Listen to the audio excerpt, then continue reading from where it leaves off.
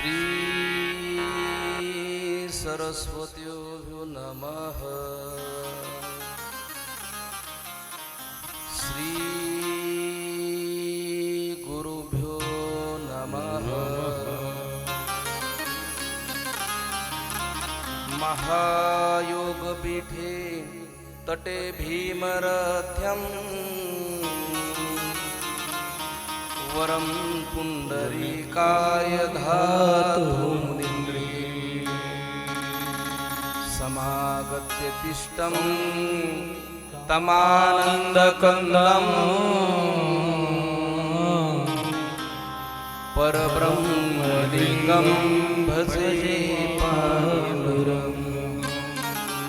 कलावत्ने जीवोद्धरार्थावतारम् कलाकङ्कतेजोधिकामोधिवक्त्रं फलानिशवादापनोदारदक्षं समाधिस्तमूर्ति भजे ज्ञानदेवं। नमो सद्गुरु तुकया ज्ञानदीपा, नमो सद्गुरु सच्चिदानंद रूपा, नमो सद्गुरु भक्त कल्याण मूर्ति, नमो सद्गुरु भास्कर पूर्णकीर्ति। वक्रतुंड महाकाय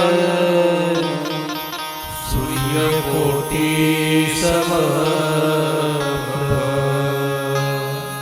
निर्विघ्नं कुरु मे देव, सर्वकार्येषु सर्वदा। सच्चिदानन्दरूपाय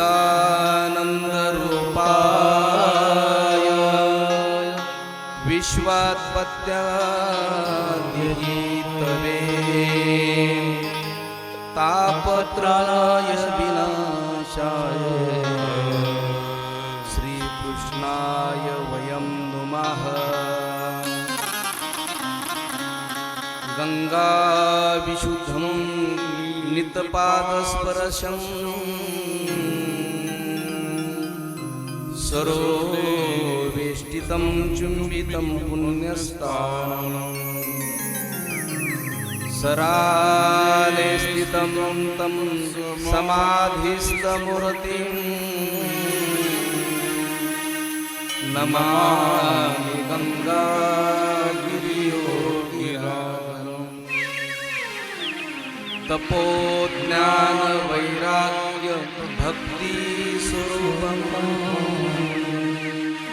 सदा साधु संन्यासयोगं। मुखे वेदान्तशास्त्रादिं नमो नारायणाय ब्रह्मा नमो ज्ञानेश्वरा, नमो ज्ञानेश्वरा। निवृत्ति उदारा सोपान देवा, मुक्ताबाई नमो त्रिभुवन पावनी, आर्तत्रय जननी देवा।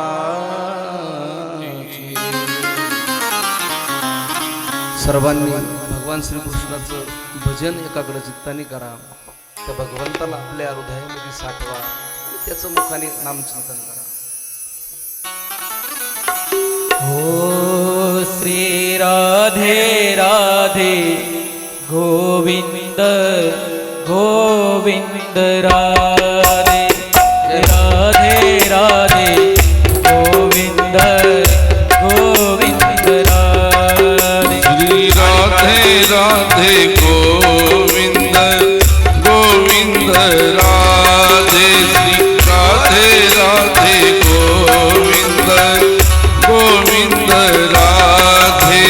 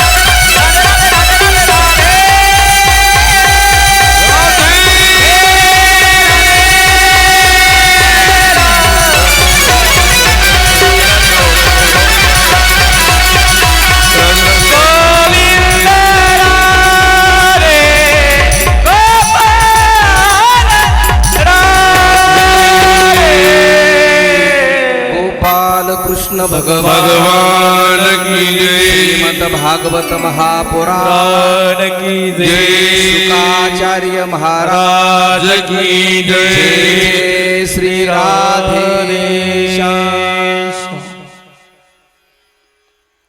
परम मंगलमय परात्पर अखिलेश्वर अकारण करुणा वरुणालय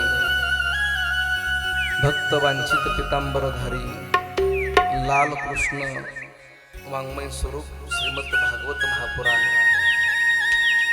अखिल कोट ब्रह्मांड नायक राजाधिराज पंढरीश पांडुरंग परमात्मा मुक्त कैवल्य तिजुनती माऊली ज्ञानोबराया जगद्गुरु तुकोबराया आदिशक्ती मत्ताई माता सद्गुरु गंगागिरीजी महाराज सद्गुरु नारायण गिरीजी महाराज गुरुवर्य महंत रामगिरीजी महाराज गुरुवर्य महंत रामानंद गिरीजी महाराज यांच्या चरणी साष्टांग प्रणिपात करून श्रीमद भागवत कथेचं हे आजचं दुसरं पुष्प आहे. कारण ज्या निमित्ताने या श्रीमद भागवत कथेचं आयोजन केलं ते निमित्त म्हणजे कैलासवासी विनोनाथ चिमाजी पाटील धनाड उर्फ दादांच्या पुण्यस्मरणाच्या निमित्ताने सुंदर असं आयोजन सुंदर असं नियोजन समस्त धनाड पाटील परिवार त्यांना खऱ्या अर्थाने धन्यवाद देतो. आणि कथेकरता आलेली सर्वच आता मान्यवर मातावर्ग असेल पुरुष वर्ग असेल त्याचप्रमाणे व्यासपीठावर असणारे सर्वच महाराज मंडळी कलाकार मंडळी ज्यांची सुंदर साऊंड सिस्टीम आहे आमचे श्यामदादा आप्पा भाऊ त्यांनाही खऱ्या अर्थाने धन्यवाद देतो. आज तेही ऑपरेटिंगसाठी उपस्थित राहिलेत. साऊंड क्षेत्रामधला त्यांचा एक चांगला अभ्यास आहे त्यांनाही खऱ्या अर्थाने धन्यवाद देतो. आपण काल श्रीमद भागवत कथेचं महात्म्य बघितलं आणि भागवत कथेच्या प्रथम स्कंदामध्ये आपण पदार्पण केलं होतं. कारण पहिला श्लोक जो सांगितला आहे सत्यासारखा दुसरा धर्म नाही हा विषय आपला चालू होता. कारण खऱ्या अर्थाने श्रीमद भागवताने सत्य हा खरा माणसाचा धर्म आहे याच्यामध्ये खऱ्या अर्थाने सांगण्यात आलंय. म्हणून माणसाने सत्य वागलं पाहिजे. कारण भरतजी भगवान श्रीरामचंद्र प्रभूंचं दर्शन करण्याकरता ज्या वेळेस भगवान श्रीरामचंद्र प्रभू वनवासाला निघाले आणि वनवासाला निघाल्याबरोबर त्यांच्या पाठीमाग भरत भगवान श्रीरामचंद्रांचे बंधू असणारे भरत त्रिवेणी संगमावरती भेटण्यासाठी गेले पाठीमागून. तुम्ही वनवासाला जाऊ नका. त्यावेळेस त्या गंगे मातेकडं भरत मागत होता. गंगे मातेला म्हणत होता धर्म न अर्थ न काम रुची गचनचे हो निर्वाण जन्म जन्म रती राम पद ये वरदान आन. नाही का मला धर्म नकोय अर्थ लागत नाही काम नकोय पण जन्म जन्म भगवान श्रीरामचंद्र प्रभूंच्या चरणाचाच मला स्पर्श झाला पाहिजे. त्यांच्या सेवेचं मला फळ प्राप्त झालं पाहिजे. फक्त भरत भगवंताकडं म्हणजे गंगेकडं मागतायत पण दुसरं काहीच मागत नाही. फक्त मला भगवान श्रीरामचंद्र प्रभूचे चरण हवे आहेत. म्हणून भगवंताकडं मागत असताना धन दौलत मागू नका काही मागू नका. फक्त भगवंताला म्हणा तुझा विसर मला पडला नाही पाहिजे. भगवंताचे चरण मागा. कारण या श्रीमद भागवत कथेच्या पहिल्या स्कंदामध्ये शौनकादी संत सुतांना प्रश्न करतायत आम्हाला तुम्हाला काही प्रश्न करायचे आहे. कारण माणसासाठी परम धर्म कोणता 88,000 संत सुतांना प्रश्न करतायत. कारण सुतजी श्रीमद भागवत कथा सांगतायत समोर 88,000 संत बसलेले माणसासाठी परम धर्म कोणता. त्यावेळेस श्रीकृष्ण चरणावर प्रीती हाच खरा माणसाचा परम धर्म आहे. सुतजी सांगतात. 88,000 संतांनी दुसरा प्रश्न केला का आम्ही कोणत्या देवतेची उपासना केली पाहिजे. त्यावेळेस सुतजी त्यांचं उत्तर सांगतात कोणत्याही देवतेची उपासना करा. कोणत्याही देवतेची टिंगल टवाळी करू नका. कोणतीही देवता असो तिच्यावरती नितांत श्रद्धा ठेवा आणि तिची उपासना करा. त्याच्यानंतर भगवान तिसरा प्रश्न विचारतात, शौनकादी संत, भगवान जन्म का धारण करतात बुवा? त्या तिसऱ्या प्रश्नाचं उत्तर सुतांनी दिलं, भगवान धर्म रक्षणा करता जन्म खऱ्या अवतार खऱ्या अर्थाने धारण करत असतात. पाचवा प्रश्न विचारला, भगवंताचे अवतार किती आहेत? पाचवा प्रश्न विचारला आणि त्यावेळेस भगवंताचे खऱ्या अर्थाने 24 अवतार आहेत. याच्यामध्ये सांगण्यात आलं का तसे भगवंताचे 24 अवतार सांगितलेले. कारण सौनातिकी सुतांना प्रश्न विचारतात, भगवान जन्म का धारण करतात? कारण सृष्टीवर जर पाप जास्त झालं, धर्माच्या रक्षणाकरता भगवान परमात्मा अवतार धारण करत असतात. त्यांनी विचारलं ते 24 अवतार कोणते? 2 मिनिटं आपण भजन करा, कळलं तर त्याची कृपा आहे. हो हरे मुरारी हे नाथ नारायण वासुदेवा. सर्वांनी डोळे झाकून गोविंद हरे मुरारी हे नाथ नारायण वासुदेवा. श्री कृष्ण गोविंद हरे मुरारी हे नाथ नारायण वासुदेवा. हे नाथ नारायण वासुदेवा. हे नाथ नारायण वासुदेवा. हे नाथ नारायण वासुदेवा. हे नाथ नारायण वासुदेवा. हे नाथ नारायण वासुदेव. हे नाथ नारायण वासुदेव. हे नाथ नारायण वासुदेवा. हे नाथ नारायण वासुदेवा. कृष्ण गोविंद हरे मुरारी हे नाथ नारायण वासुदेव. श्री कृष्ण गोविंद हरे मुरारी हे नाथ नारायण वासुदेवा.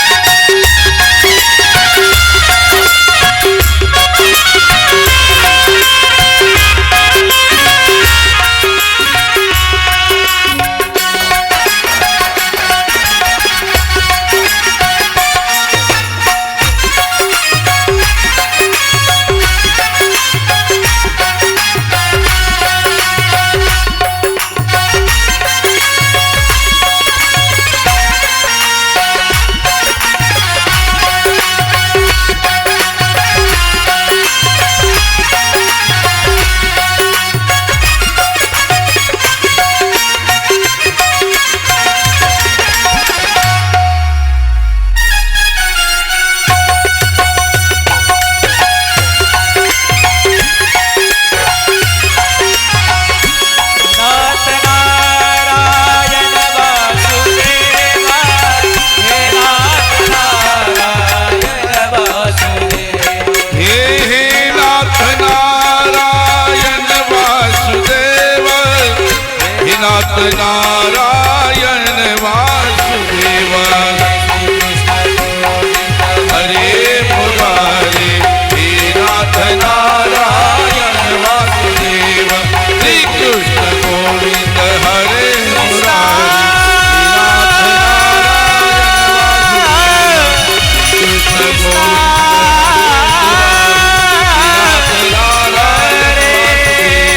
हे नाथ नारायण वासुदेव.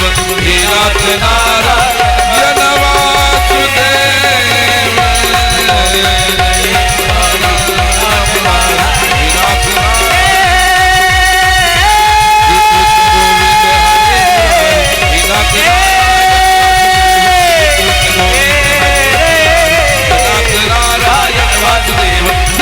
नारायण वासुदेव. हे नाथ नारायण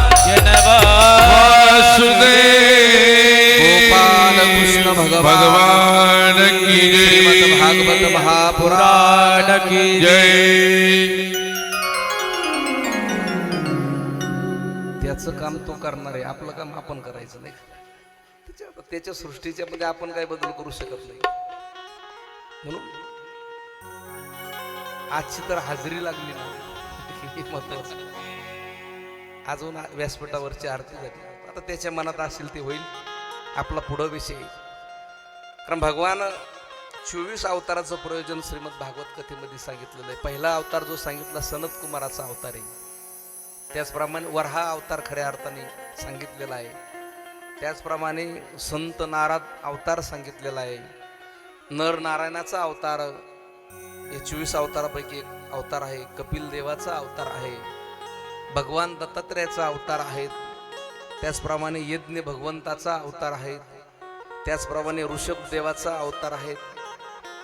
पृथ्वीराज राजाचा अवतार खऱ्या अर्थाने सांगितलेला आहे. मत्स्य नारायणाचा अवतार सांगितलेला आहे. त्याचप्रमाणे कुरुमाचा कश्यप अवतार खऱ्या अर्थाने सांगितलेला आहे. धन्वंतरीचा अवतार सांगितलेला आहे. त्याचप्रमाणे मोहिनी नारायणाचा अवतार आहे. नृसिंह भगवान अवतार, वामन अवतार, श्री परशुराम अवतार आहे. महर्षी वेदव्यास अवतार आहेत. प्रभू श्रीरामचंद्राचा अवतार सांगितलेला आहे. श्रीकृष्णांचा अवतार खऱ्या अर्थाने सांगितलेला आहे.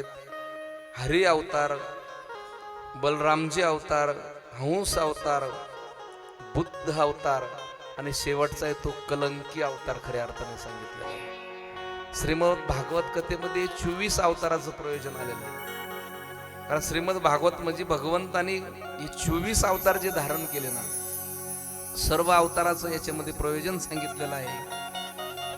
त्याचप्रमाणे सुतांना सोनतिकी संत प्रश्न करतात, कारण या श्रीमद भागवताचे ज्यांनी खऱ्या अर्थाने श्रीमद भागवत लिहिलंय नाही का, ज्यांनी हे श्रीमद भागवत निर्माण केले ते म्हणजे व्यास महर्षी आहेत. कारण व्यास महर्षी म्हणजे वेदाच्या आधारावर त्यांनी 17 पुराणाची निर्मिती केलेली आणि 18वं पुराण जे आहे ना ते म्हणजे श्रीमद भागवत महापुराण. तसं सर्व आपल्या जगातील जेवढे ग्रंथ असतील ना 17 म्हणजे पूर्ण व्यास महर्षींनी आपल्याला हे 17 पुराण दिलेले आहे. व्यास महर्षींचं कार्य खूप मोठं आहे. तुम्हाला जे सर्व ग्रंथ दिले 17 पुराण आणि 18वं पुराण श्रीमद भागवत खऱ्या अर्थाने व्यास महर्षींनी आपल्याला दिलंय. म्हणून व्यास महर्षीचं खऱ्या अर्थाने सुतांना प्रश्न केला का व्यास महर्षींचा जन्म आम्हाला सांगा. व्यास महर्षींचा जन्म झाला कसा, आणि व्यास महर्षीचा सुद्धा जन्म सांगतायत. कारण नारायणाचे पुत्र ब्रह्म, ब्रह्माचे पुत्र वशिष्ठ सांगितले, वशिष्ठजींचे पुत्र शक्ती, आणि शक्तीचे पुत्र पराशरजी, आणि पराशरजीचे पुत्र व्यास महर्षी. हे सगळा अवतार असा आला. कारण पराशरजींचे पुत्र व्यास महर्षी आहेत. कारण व्यास महर्षींच्या आईचं नाव होतं सत्यवती. पराशरजी जी मत्स्यगंधाजी होती का, कैवर्त राजाची कन्या, ही व्यास महर्षींची आई आहे. आणि त्याचप्रमाणे व्यास महर्षी बद्रीनारायण केशवप्रयाग नावाचं एक स्थळ आहे. त्या ठिकाणी व्यास महर्षी आश्रम करून राहायला लागले. सौम्यप्रास आश्रम त्यांचा आहे. सरस्वती नदीच्या काठावरती व्यास महर्षी त्या आश्रमामध्ये राहत आहेत. आणि राहत असताना एक दिवस नारद महर्षी त्या आश्रमामध्ये फिरत फिरत त्या आश्रमामध्ये आले. आणि आल्याबरोबर नारदजी व्यासांना सांगतायत का तुम्ही कृष्ण चरित्र लिहा. कारण नारदजी म्हणाले तुम्ही आता असे पुराण लिहा, कृष्ण चरित्राने या कलियुगामध्ये कृष्ण चरित्राशिवाय दुसरा पर्याय नाही. कलियुगामध्ये कृष्ण कथा महत्वाची आहे, कृष्णाचं कीर्तन महत्वाचं आहे. आणि कृष्ण कथेशिवाय माणसाचा उद्धार होणार नाही, त्याला मुक्ती मिळणार नाही. असं एखादं भगवंताचं चरित्र तुम्ही लिहा. आणि व्यासांनी मग असं सांगत होते नारद महर्षी का कृष्ण चरित्रामध्ये एवढी ताकद आहे. नारद महर्षी स्वतःचं जीवनाचं लहानपणीचं मागच्या जन्मामधलं त्यांना आठवलं. आणि नारद महर्षी सांगत होते माझ्या जीवनामध्ये पुराण ऐकल्याने काय झालं बा, जीवनामध्ये बदल कसा झाला. कारण संतांच्या संगतीमुळे माझ्या जीवनामध्ये खऱ्या अर्थाने बदल झाला. आणि नारद महर्षींना स्वतःचा मागचा जन्म आठवलाय आणि ते व्यास महर्षींना सांगत होते मी मागच्या जन्मामध्ये एक दासीपुत्र होतो म्हणले, दासीपुत्र होतो. संतांच्या सानिध्यामुळे जीवन कसं बदलून जातंय, संतांच्या ज्ञानामुळे माणसाचं जीवन कसं बदलून जातंय हे नारद महर्षी मागच्या जन्मामधलं उदाहरण व्यास महर्षींना देत होते. मी मागच्या जन्मामध्ये एक दासीपुत्र म्हणून जन्माला आलो होतो आणि त्या जन्मामध्ये खऱ्या अर्थाने माझं नाव रामदास होतं म्हणले, रामदास नाव होतं. पण ज्या खेडेगावात मी जन्माला आलो नारद महर्षी सांगत होते त्या खेडेगावामध्ये वडील वारले, आईला वैधव्य आलं. मी 7 ते 8 वर्षाचा होतो म्हणले. 8 वर्षाच्या असताना ज्या खेडेगावात आम्ही राहायचं त्याच गावामध्ये काही संत महात्मे, साधू महात्मे चातुर्मासा करता त्या गावामध्ये आले आणि आल्यावरती त्यांच्या सेवेसाठी गावातील लोकांनी मला सांगितलं, कारण आई दासी होती, त्या साधू संतांची सेवा कर असं मला 4 महिने साधू संतांची सेवा करण्याकरता मला काम दिलं गावकऱ्यांनी. आणि नारद महर्षी सांगत होते मी त्या साधू महात्म्यांची दररोज सेवा करायचं, त्यांना पाणी आणून देणं, त्यांचे कपडे धुण्याचं काम करायचं, त्यांची काय सेवा असून सर्व सेवा मी त्यांची करत होतो. असं करता करता 4 महिने निघून गेले. पण त्या साधूच्या सानिध्यामध्ये मी इतका रममान झालो होतो तर मला दुसरं प्रपंचामधलं काही आठवत नव्हतं. आणि असं करता करता त्या साधूंमध्ये एवढं रममान झालो, जे महात्मा होते ना म्हटले माझे सद्गुरू, मी त्यांना गुरु करून घेतलंय. आणि माझे सद्गुरू तर इतके महान होते म्हणले, एवढे महान होते, शेवटी 4 महिन्यानंतर ते निघाले. पण निघाल्याबरोबर मी गुरूंना म्हटलो मला तुमच्या बरोबर यायचंय. 4 महिने माझ्या बरोबर राहिले म्हणजे त्यांचं सानिध्य मला लाभलंय, त्यांचे प्रवचन असेल दररोजचे, त्यांची सेवा असेल. ते निघाल्यावर मला राहवलं नाही. मी म्हणलो गुरुजी मला तुमच्या बरोबर यायचंय. माझे डोळे भरून आले, अंतकरण दाटून आले. ज्यांना गुरु केलंय त्यांना सोडून द्यायचंय. आता गुरु जाणार, कुठं जाणार तेही पत्ता नाहीये, पुन्हा जीवनामध्ये भेटतात का नाही याचाही पत्ता नाहीये. आणि नारद महर्षी रडायला लागले. पण ते सद्गुरू नारद महर्षीचे त्यांना म्हणले नारदजी तुम्ही इथं आई, तुमची आई, आईची सेवा करण्याकरता थांबा म्हटले, माझ्या बरोबर येऊ नका. तुमची आई अजून जिवंत आहे. आई म्हातारी झाल्यावरती तिची सेवा कोण करेल, तिला कोण बघेल, तेव्हा तुम्हाला माझ्या बरोबर येता येणार नाही. आईची सेवा करण्याकरता थांबा इथंच. सद्गुरूंनी मला आग्रह केला. पण सद्गुरूंनी जाता जाता मला मंत्र दिला होता. मला नेहमी सांगायचे का हा मंत्राचा जप कर, तुझ्या जीवनामध्ये काहीही कमी पडणार नाही.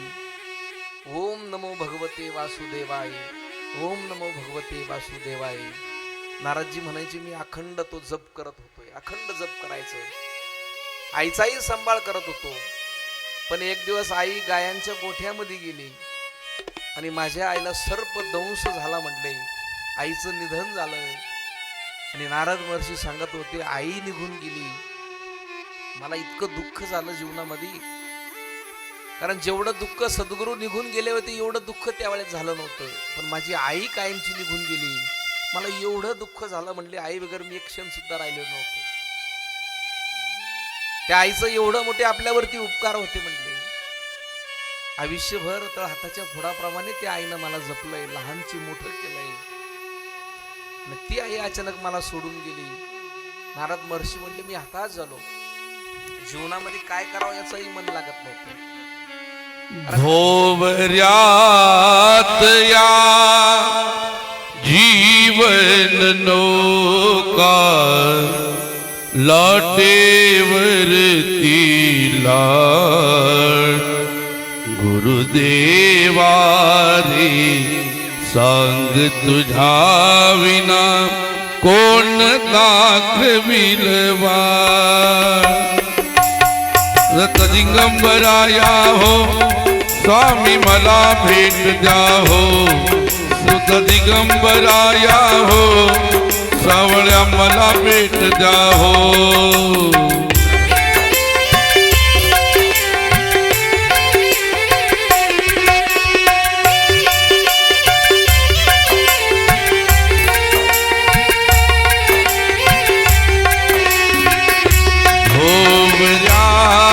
या जीवन लोक लौटेवरती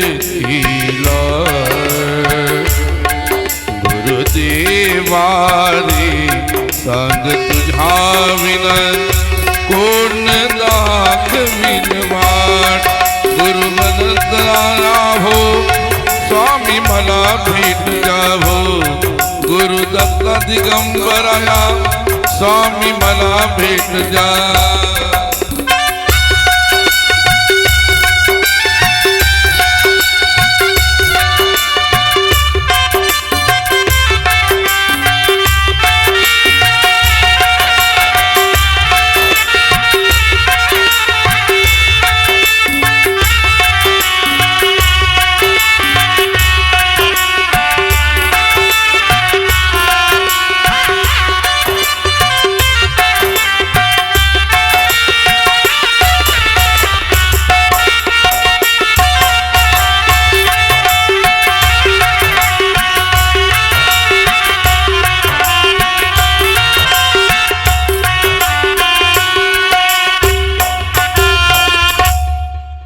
नारदजी सांगत होते, आई बिगर मी एक क्षण सुद्धा आयुष्यात राहिलो नव्हतो.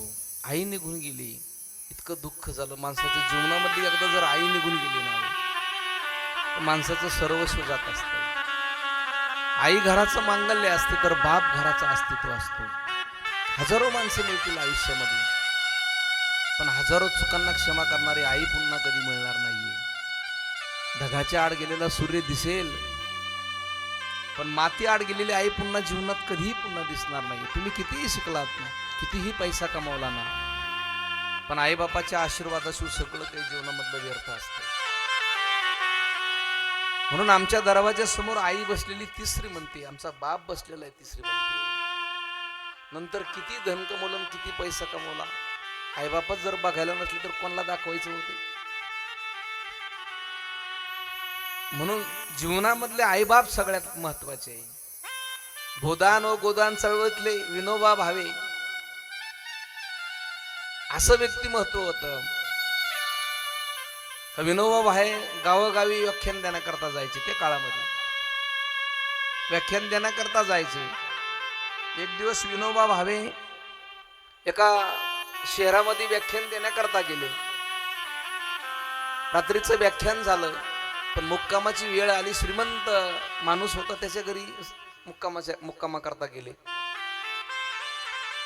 बंगला कोटीचा बंगला असेल, भव्य दिव्य बंगला आहे. ज्यावेळेस त्या बंगल्यामध्ये विनोबा भावे गेले, रात्रीची झोपण्याची व्यवस्था त्यांनी केली. तो मोठा असणारा बेड, गालीच्या भव्य दिव्य सगळं नियोजन तिथलं होतं. पण विनोबा भाव्यांबरोबर एक पिशवी होती साधी, आणि त्या पिशवीमध्ये आईचं पातळ होतं. बरोबर आईचं पातळ बरोबर होतं. त्या क्वाटवरती झोपत असताना झोपण्याच्या अगोदर विनोबा भावेंनी त्या फाटक्या पिशवीमधलं पातळ काढलं. ज्यांना जिथं झोपायचं त्याच्यावरती ते आथरलं पातळ. ते श्रीमंत व्यक्तीनं बघितलं, म्हणले, का हो भावे, सुंदर असणारा हा गालीचा आहे, शुभ्र त्याचं वस्त्र आहे, आणि तुम्ही त्या गालीच्या वरती, त्या गादीवरती तुमच्या आईचं ते मळक चळक पातळ आथरलं. म्हणले, का? विनोबा भावे म्हणले, माझी आई वारून 1 वर्ष झालंय. मला दररोज आईच्या मांडीवरती झोपायची सवय होती. आई बिगर मला झोप येत नव्हती, पण गेली 1 वर्षापासून आईचं पातळ आथरल्याशिवाय मला झोप लागत नाही. म्हणले, म्हणून ते आईचं पातळ मी त्याच्यावरती आथरलंय. म्हणून जीवनामधली एकदा आई निघून गेली ना, माणसाचं सर्वस्व जात असतं. नारदजी सांगत होते, आई निघून गेली. 12 वर्षाचा मी होतोय. तिथून पुढं त्या नामस्मरणाचा जप अखंड केलाय. सद्गुरूंचं स्मरण करत राहिलो. आणि एक दिवस तो जन्म माझा संपला. गोलोकामध्ये मी जन्माला आलो आणि भगवान राधाकृष्णाचं दर्शन झालं. त्या जन्मामधली खऱ्या अर्थाने ती ताकद होती. आणि मला जो दुसरा जन्म मिळाला त्यानंतर ब्रह्मदेवाकडे मी जन्माला आलोय. आणि ब्रह्मदेवाकडे जन्माला आलो. भगवान श्रीकृष्णाने मला प्रसाद म्हणून नारदजी म्हणले मला विना दिलाय. भगवान श्रीकृष्णाने दिलेला विना आहे तो नारदाकडे. आपण विना म्हणजे साधा नाही. भगवान श्रीकृष्णाने नारदांना दिलेला तो विना आहे आणि आपण कीर्तनामध्ये वाजवतो तोच विना आहे. म्हणजे विना म्हणजे साधा नाही. विण्याची ताकद मोठी. भगवंतांनी दिलेला स्वतः विना नारदा नाही. आणि नारदांना सांगितलं हा विना घ्या आणि तुम्ही अखंड विश्वभर कृष्ण चरित्र कृष्णाचं कीर्तन लोकांना सांगत राहा. कारण अशा लोकांना सांगा जे माझ्यापासून वेगळे झालेले अधिकारी लोक आहेत ना त्यांना पुढं माझ्या जवळ आणण्याचं काम करा. कीर्तन म्हणजे काय हो नाही का. जे भगवंतापासून वेगळे झालेला जीव जो असेल ना कीर्तनकारांनी त्याला भगवंताकडे आणायचंय. कीर्तनकाराची व्याख्याच आपल्याला कधी कधी कळत नाही. काही लोकांनी कीर्तन म्हणजे ते धंदा म्हणून सुरू केलंय. पण कीर्तन कशाला म्हणायचं. भगवंतापासून झालेला वेगळा जीव असेल तो भगवंतापर्यंत आणायचा आहे. त्याला खऱ्या अर्थाने कीर्तन म्हणजे एक त्या भगवंताचे दास संतांचे दास आपण आहोत. म्हणून आपलं ते कार्य नारदजी सांगत होते. आणि मग नारदजीनं सांगून सर्व झालं. त्यानंतर नारदजी व्यास महर्षींना म्हणाले व्यासजी भगवान श्रीकृष्णाचं चरित्र लिहा. आणि चरित्र लिहिण्याकरता व्यासांनी गणपती बाप्पाला पाचारण केलंय. गणपती बाप्पांची आराधना केली. तर तुम्ही श्रीमद भागवत लिहिण्याकरता मला मदत करण्याकरता या. आणि स्वतः भगवान गणेश त्या ठिकाणी प्रगट झाले आणि गणपती बाप्पाच्या स्वतःच्या लेखणीनं ते भागवत लिहिलेलं आहे. व्यासांनी भागवत सांगितलं आणि गणपती बाप्पाने स्वतःच्या हाताने संपूर्ण भागवत लिहिलंय. व्यास महर्षी श्रीमद भागवत लिहून तयार झालं. पण मग व्यास महर्षींनी विचार केला या भागवताचा प्रचार प्रसार कोण करणार आहे. भागवताचा प्रसार करणं खूप महत्वाचं आहे. आणि व्यास महर्षींनी भगवंताला भगवान श्रीकृष्णाला विनंती केली की मला असा मुलगा दे की त्यांनी ह्या भागवताचा प्रचार प्रसार केला पाहिजे. आणि भगवंताला विनंती केली आणि त्यावेळेस भगवान परमात्म्याने आशीर्वाद दिला का तुम्हाला मुलगा देतोय ते म्हणजे शुकाचार्य. शुकाचार्यांचा जन्म असा आहे कारण शुकाचार्य विरक्त महात्मा होते. लक्ष्मीच्या मांडीवरती शुकदेव खेळत होते वैकुंठामध्ये. पण भगवंतानी त्यांना आज्ञा केली तर तुम्हाला व्यासांच्या पोटी जन्म घ्यावा लागणार आहे.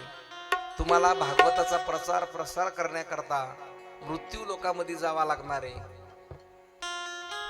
आणि शुकदेव त्यांना आग्रह केला. लक्ष्मी माता म्हटली भगवंता प्रसाद जो सुखांचा जो आहे ना मृत्यू लोकामध्ये त्यांना पाठवा. पण ते शुक ते म्हणले मी जात नाही. विरक्त महात्मा होते ते मृत्यू लोकामध्ये यायला तयार नव्हते. पण भगवंताने त्यांना आग्रह केला आणि ते शुक पक्षाच्या पोटामध्ये अंड रूपाने सुख पक्षाच्या पोटामध्ये पक्षिणीच्या पोटामध्ये आले. आणि त्या पक्षिणीने ते अंड कैलासामध्ये टाकलं. ते अंड आणि एक दिवस भगवान भोलेनाथ ज्या ठिकाणी तपश्चर्या करायची तिथं ते अंड पडलं. शुक पक्षिणीने टाकलं आणि भगवान भोलेनाथ तपश्चर्या चालू होती. पण नारद महर्षी त्या ठिकाणी श्रीमन नारायण नारायण करत आले. नारद महर्षी आले. पार्वती माता बसलेले आहे. पण नारद महर्षी आल्याबरोबर त्यांनी पहिली कळ लावून दिली नाही का. पार्वती मातेला म्हणले माते तुमचे पती अखंड त्या भगवान विष्णूचं भजन करतायत. पण तुम्ही कधी त्यांना विचारलं का तुमच्या गळ्यामध्ये जे मुंडक आहे कशाचं आहे कोणाचं विचारलं का तुम्ही. पार्वती माता म्हणले मी कधीच विचारलं नाही. अहो तुम्हाला काहीच माहित नाही म्हणले. त्यांची पहिली कोणीतरी पत्नी होती तिचं मुंडकं आहे म्हणलं. असं म्हणल्यावर तर मग काय पार्वती मातेचं तर डोकंच फिरायला लागलं. म्हणजे पहिली पत्नी,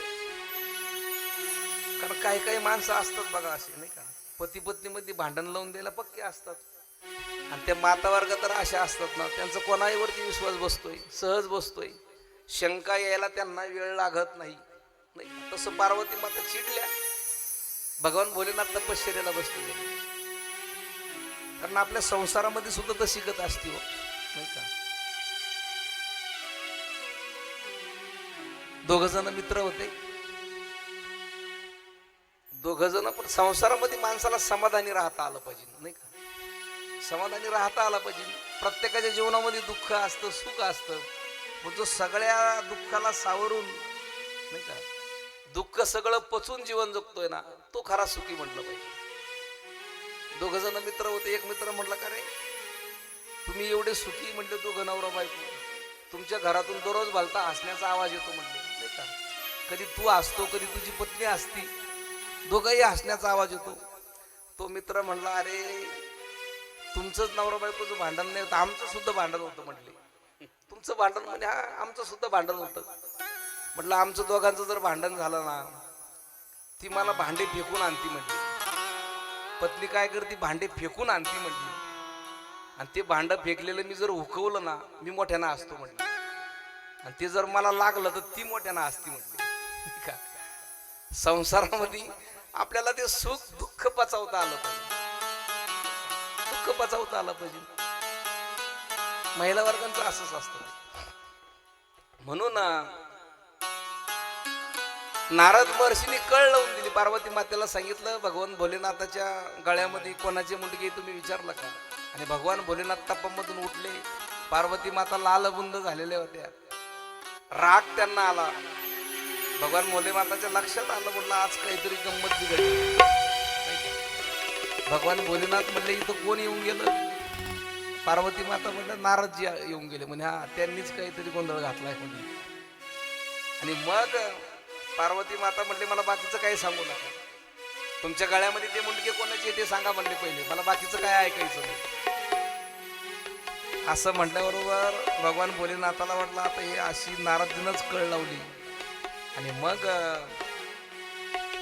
भगवान भोलेनाथ पार्वती मातेला म्हणतात अरे ही तुझेच मुंडके, माझे मुंडके असं कसं काय, मी तर जिवंत आहे म्हटले. आणि मग भगवान भोलेनाथ म्हणले अरे प्रत्येक अवतारामध्ये तू म्हणजे तुझे अवतार बदलताय. तू सतीच्या रूपामध्ये आली, यज्ञेमध्ये उडी टाकली, तू जळून भस्म झाली, तू जे जे अवतार धारण केले, मी भगवान भोलेनाथ आहे तसाचे, पण तुझे अवतार कित्येक बदलले.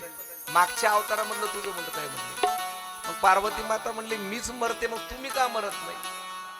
आणि मग भगवान भोलेनाथ म्हणले अरे मी मरत नाही म्हणजे मी जी अमर कथा जी आहे ना, मी ती ऐकली. ती अमर कथा म्हणजे श्रीमद भागवत कथा आहे, त्याच्यामुळं मी मरत नाही म्हटले, तिचं मी श्रवण करत असतोय. आणि मग पार्वती माता म्हणले एक काम करा, ती कथा मला तुम्ही सांगा आता नाही का, मी सुद्धा अमर राहिले पाहिजे, मला श्रीमद भागवत कथा सांगा. आणि मग त्या ठिकाणी भगवान भोलेनाथांनी पार्वती मातेला श्रीमद भागवत कथा सांगायला सुरुवात केली. पण भगवंत सांगत असताना सांगत होते भगवंत, पण तेवढ्यात पार्वती मातेला झोप लागली. झोप लागल्याबरोबर पण ते अंड शुक पक्षीने टाकलं होतं ना, ते अंड तेवढ्या वेळात फुटलं ते. आणि त्याच्यातून शुक तो पक्षी बाहेर पडला. तो ते इतकं हुशार होतं, ते श्रीमद भागवत कथेचं श्रवण करत होतं. पार्वती मातेला झोप लागली. जोपर्यंत पार्वती माते जागी होते तोपर्यंत होकार द्यायच्या, होकार देत होत्या, हो हो म्हणायच्या. पण झोप लागल्यावर ते पक्षी तिकडून हुंकार द्यायला लागलं. भगवान भोलेनाथाला वाटलं पार्वती माता तर झोपली नाही, कोण हुंकार देतय. सोडून श्रीमद भागवत ऐकल्यामुळं भगवान भोलेनाथाला राग आला. त्या पक्षाकडे बघितलं, त्याच्या पाठीमागे त्रिशूळ लावला, त्रिशूळ फेकला. आणि तो त्रिशूळ फेकल्याबरोबर त्रिशूळ पुढे पळतोय. ते शुक पक्षी पुढं पळतोय, त्रिशूळ त्याच्या पाठीमागं पळतोय. पळत पळत पळत ते मृत्यू लोकामध्ये आलं आणि व्यास महर्षींची पत्नी होती वाटिका, पिंजला नाव होतं तिचं. आणि ते शूक पक्षी पिंजल्याच्या मुखामध्ये शिरलेले पोटात जाऊन लपले. व्यासांच्या पत्नीच्या पोटात जाऊन लपले. त्रिशूळ आला व्यासांपर्यंत. तिथून तो भगवंताचा त्रिशूळ वापस गेला. आणि मग 12 वर्ष शुकाचार्य व्यासांच्या पत्नीच्या गर्भामध्ये राहिले. 12 वर्षे जन्माला आलेले. किती? 12 वर्षे. आणि 12 वर्षांनी जन्माला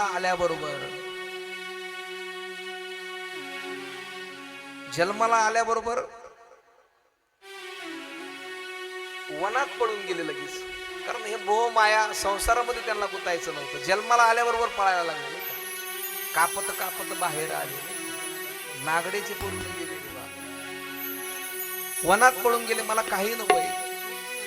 आणि ते वनामध्ये निघून गेले. वनात तिकडं भगवंताचं चिंतन करायला लागले. व्यासांना इकडं चिंता वाटायला लागली, याचा प्रसार कोण करीन. पण व्यासांचे शिष्य जंगलामध्ये श्रीमद भागवत कथेचे श्लोक म्हणायचे. पण ते श्लोक शुकाचार्यांच्या कानावरती पडले आणि शुकाचार्य पुन्हा व्यासांच्या आश्रमामध्ये आले. आपल्या वडिलांची भेट घेतली आणि तिथून पुढं व्यास महर्षींची भेट घेतली शुकाचार्यांनी. आणि भेट घेतल्यानंतर सुत सांगत होते शुकाचार्यांनी का वडिलांची भेट घेतल्यानंतर आता ठरवलं का श्रीमद भागवताचा प्रचार प्रसार करायचा आहे. आणि ती कथा सांगण्याकरता ज्या ठिकाणी 88,000 संत बसलेले होते त्या ठिकाणी शुकाचार्य ती कथा कोणाला सांगणार आहेत, ती कथा सांगण्याकरता राजा परीक्षितीला त्या ठिकाणी आले. पण ज्या ठिकाणी कथा सांगायची सोन्याचं आसन बनवण्यात आलंय. कारण राजा परीक्षिती सुतजी 88,000 संतांना सांगत होते. पण तेवढ्यात 88,000 संतांनी प्रश्न केला, तुम्ही जे राजा परीक्षिती सांगतात पण ही कोण होते एकदा आम्हाला सांगा म्हणले. नाही का, राजा परीक्षिती आम्हाला माहित नाही. कारण राजा परीक्षितीला 7 दिवसामध्ये मुक्ती मिळाली. कारण 7च दिवसात राजा परीक्षितीचा उद्धार झाला. पण ह्या राजा परीक्षिती कोण होते हे संपूर्ण आम्हाला त्यांचं वंशीवळ सांगा. आणि मग सुतजी सांगायला लागले, राजा परीक्षिती म्हणजे खऱ्या अर्थाने पांडवांच्या वंशांमधले होते. नाही का, अभिमन्यूचे पुत्र होते राजा परीक्षिती, उत्तरा आणि अभिमन्यूचे पुत्र. पण ज्यावेळेस सूत सांगायला सुरुवात केली त्यांनी, पांडवांचे वडील पंडू राजा नाही का आणि धृतराष्ट्र हे दोघं भाऊ होते. तिसरा भाऊ त्यांचा विदुर काका नाही का, विदुर काका हे दासी पुत्र होते. आणि धृतराष्ट्र आणि पंडू राजा हे दोघही सावत्र भाऊ होते. आणि सावत्र भाऊ दोघे होते. आणि ज्या वेळेस अर्जुनाची अभिमन्यू मुलगा अर्जुनाचा, अभिमन्यूची पत्नी उत्तरा आणि उत्तराच्या पोटी ज्यांनी जन्म घेतला ते म्हणजे राजा परीक्षित. कारण सुतजीत पूर्ण पांडवांचा इतिहास सांगत होते. कौरव पांडव, कारण पांडवांचं सगळं राज्य हिसकावून घेतलं म्हणले कौरवांनी, सर्व राज्य हिसकावून घेतलं. भगवान परमात्मा मध्यस्थी करण्याकरता जात आहेत. पण जगाचा मालक पांडवांच्या पाठीमागं सतत असायचा. कारण पांडव कधीही भगवंताला विसरत नव्हते, भगवान श्रीकृष्णाला कधीही विसरत नव्हते, कधीच विसरत नव्हते. अखंड त्या भगवंताचं चिंतन चालू असायचं, अखंड चिंतन करायचे. एकदा तर भीष्माचार्यांनी प्रतिज्ञा केली का उद्या संध्याकाळपर्यंत एकही पांडव जिवंत ठेवणार नाही, एकही ठेवणार नाही. पण ती बातमी पांडवांना कळाली. पांडव घाबरून गेले. कारण उद्या संध्याकाळपर्यंत एकही पांडव जिवंत राहणार नाही, भीती वाटायला लागली. आणि मग ती बातमी आमच्या द्रौपदीला कळाली. आणि द्रौपदीला बातमी कळाल्याबरोबर द्रौपदीने जगाच्या मालकाचा धावा चालू केला. भगवान श्रीकृष्णांना पाचारण केलंय. भगवान परमात्मा धावून आले आणि आल्याबरोबर द्रौपदीला विचारलं, द्रौपदी कशा करता मला बोलवलं. द्रौपदी म्हणली, देवा तुम्हाला माहित नाही का हो, भीष्माचार्यांनी प्रतिज्ञा केली का उद्या संध्याकाळपर्यंत एकही पांडव जिवंत ठेवणार नाहीये. भगवंत म्हणे द्रौपदी मला माहिती आहे का? मग देवा काहीच कसं का वाटत नाही तुम्हाला? आणि मग त्यावेळेस भगवंत म्हणले मी आहे ना पाठीराखा, कशाला काळजी करते? भगवंतानी संध्याकाळची वेळ होती, द्रौपदीला आपल्या बरोबर घेतलं आणि भीष्माचार्यांच्या पर्णकुटीजवळ गेले. आणि गेल्याबरोबर द्रौपदीच्या खडवा स्वतः जगाच्या मालकाने हातात घेतल्या हो. आणि द्रौपदीला सांगितलं, द्रौपदी भीष्माचार्यांच्या पर्णकुटीमध्ये जायचं, डोक्यावरचा पदर व्यवस्थित घे, तुझा चेहरा त्यांना दिसू देऊ नको, आणि भीष्माचार्यांच्या चरणावरती आपलं मस्तक ठेवू, एक शब्द सुद्धा बोलू नको.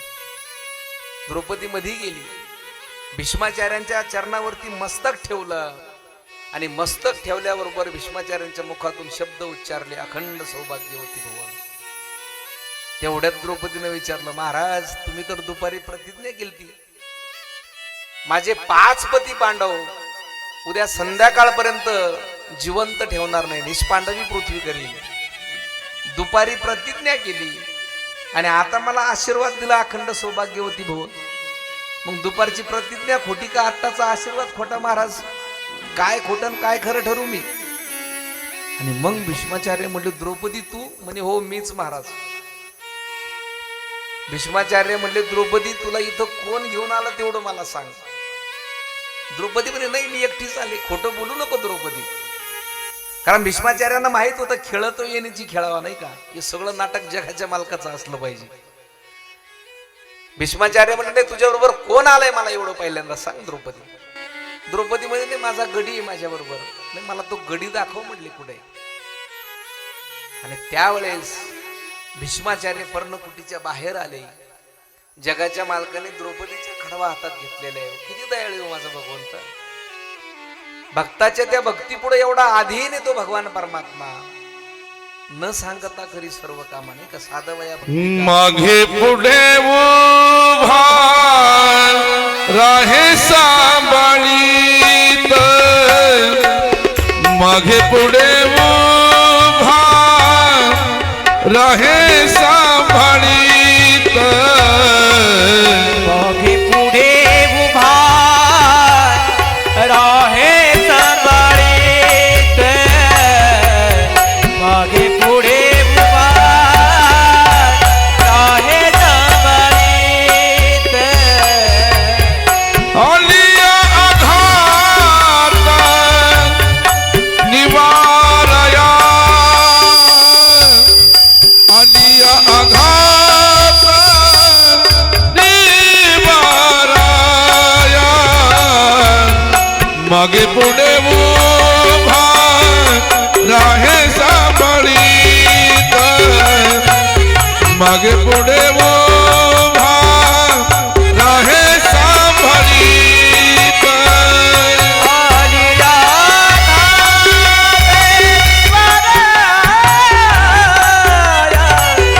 आलिया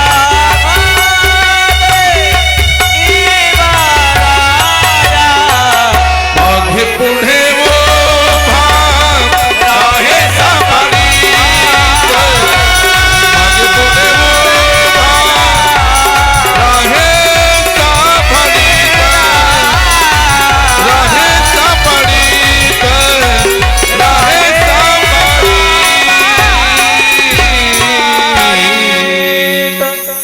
मागे पुढा उभा राहे सांभाळीत. तो भगवान परमात्मा खूप दयाळू आहे हो. आता थोडा पाऊस यायला लागला, आपण थोडी विनंती केली तर थांबलाय लगेच. दयाळू आहे तो जगाचा मालक. फक्त अंतकरणापासून त्याला आठवलं पाहिजे, अंतकरणापासून त्याला साथ घातली पाहिजे, नाही का?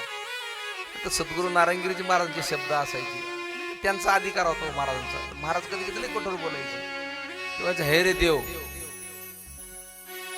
पाऊस नसला पडत तर मग तुझं भजन करायला कोण आम्ही मोकळे का? महाराज डायरेक्ट म्हणायचे. सद्गुरू नारायणगिरीजी महाराजांचा तो अधिकार होता. महाराजांचं बोलणं असं असायचं ना. आपल्याला आठवतंय, मला आठवतं लहानपण, कारण कधी जर पाऊस पडायला नाही लागला ना, बेटात गेलो तर आमचे आजोबा ते अशी महाराजाला विचारायचे, महाराज पाऊस पडत नाही काय करावं लागेल? महाराज म्हणायचं देईल ना तो, द्यावा लागेल ना.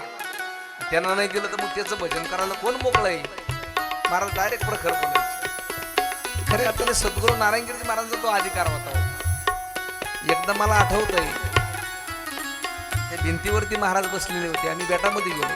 मी तर त्यावेळेस 17-18 वर्षाचा असेल. तेवढ्यात बेटा म्हणला एक विद्यार्थी महाराजांकडे आला.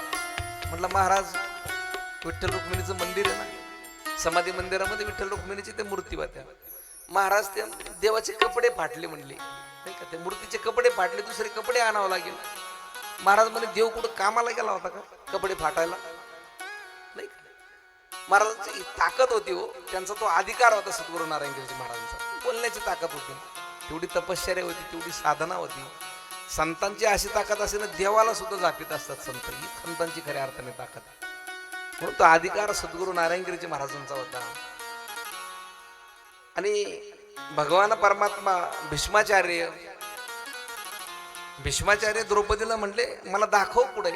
भगवान परमात्मा पर्णकुटीच्या बाहेर आले. भीष्माचार्य जगाच्या मालकाने द्रौपदीच्या खडवा हातात घेतलेला, घोंगडी पांघरलेली, आणि भगवंत असे कोपऱ्यात बसले होते.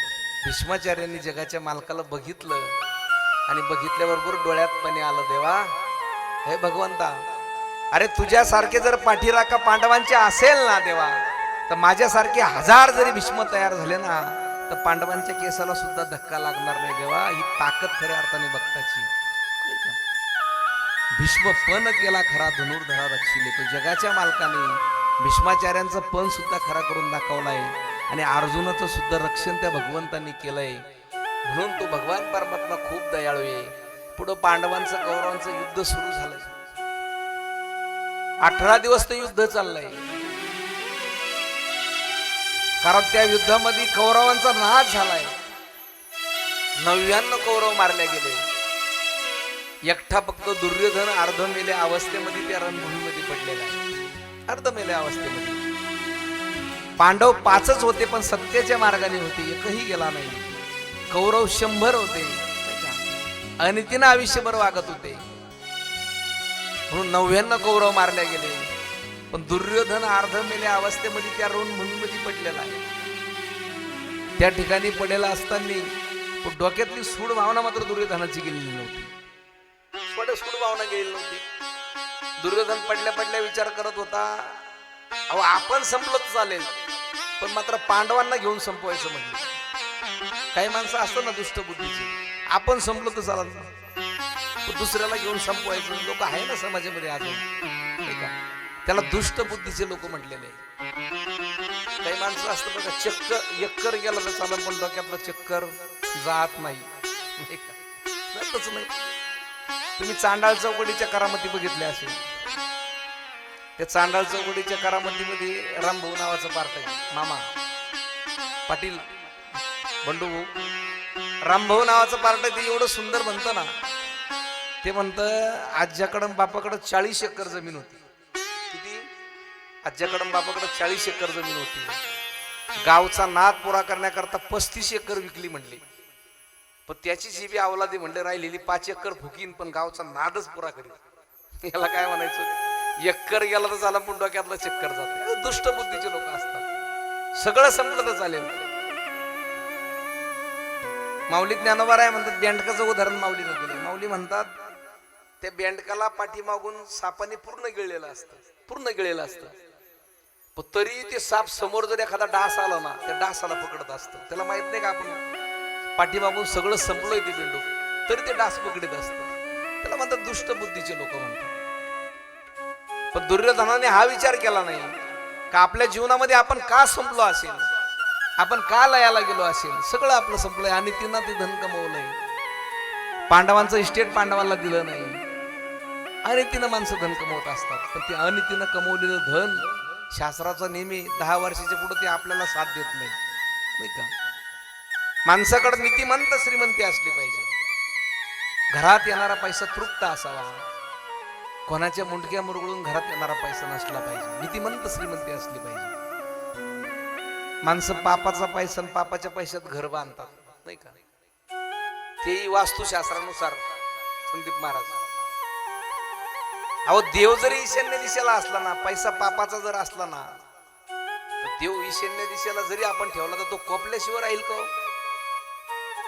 आग्नेय दिशेला आग्नी ठेवला तरी तो भडकल्याशिवाय राहील का. तसं नीतिमंत श्रीमंती माणसाची असली पाहिजे. दुर्योधनाच्या डोक्यातली सूड भावना गेलेली नव्हती.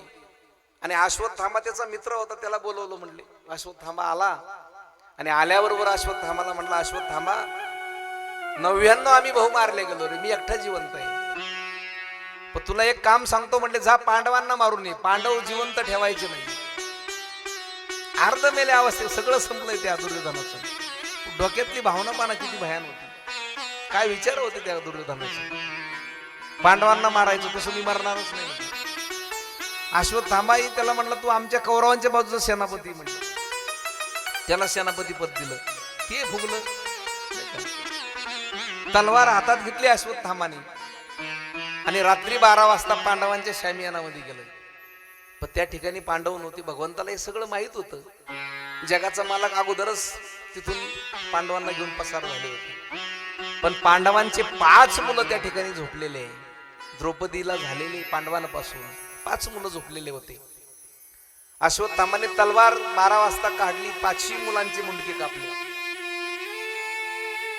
आणि ते 5 मुंडके हातात धरले अश्वत्थामाने आणि दुर्योधनाच्या समोर आलाय. दुर्योधनाला म्हणलं, बघ पांडवांचे मुंडके हातात घेऊन मी आलोय, बघ म्हणले धर. दुर्योधन म्हणला, अश्वत्थामा अरे 18 दिवस युद्ध केलंय, एकदाही मला पांडव सापडले नाही. तू 1 तासात गेला, घास कापल्यावर मुंडके हातात घेऊन आला. म्हणजे हे शक्य आहे का? शक्य नाही म्हटलं. पण दुर्योधन म्हणलं, मला दाखवते कोणाचे मुंडके. जवळ घेतले, बघायला लागला. भीमाच्या मुलाचं मुंडक त्याच्या हातात आलं. म्हणला, अश्वत्थामा काय केलं रे तू? अश्वत्थामा या लेकरांची काय चूक होती? आपलं युद्ध पांडवांबरोबर होतं, आपलं शत्रुत्व पांडवांबरोबर होतं. लेकरांनी काय चूक केली होती? त्यांना का मारलं तू? दुर्योधन आयुष्यामध्ये चांगलं बोलला होता आणि खरं बोलला होता. हे जर विचार अगोदर डोक्यात आले असते तर वाटोळं झालं असतं का दुर्योधनाचं? कधीच नसतं झालं. शेवटी दुर्योधनाने हे त्याग केला. अश्वत्थामाला जाता जाता म्हटलं, आता पांडव तुला जिवंत सोडणार नाही. अश्वत्थामा पळायला लागला, घाबरून गेला, पळायला लागला. इकडं सकाळ झाली, द्रौपदी उठली, लेकरांजवळ गेली, रक्त वाहतय, धड पडलेले, पण त्या धडाला लेकरांची मुंडकी नाहीये. द्रौपदी आक्रोश करायला लागली. इतकी आक्रोश भगवंताला पाचारण करायला लागली. आक्रोश करती, रडती, गरबड्या लोळती. 5 मुलं माझे गेले. विचार करा ना, जीवनामध्ये एखाद्या आईचं एकच लेकरू जात आहे, तिला आयुष्य जीवन जगावं कसं तिचं पंचायत पडत असते. आमच्या द्रौपदीचे 5 मुलं गेले हो, घायमुकडून रडत सुटली. 5 मुलं जाण्याचं दुःख किती असेल द्रौपदीला. द्रौपदी रडते.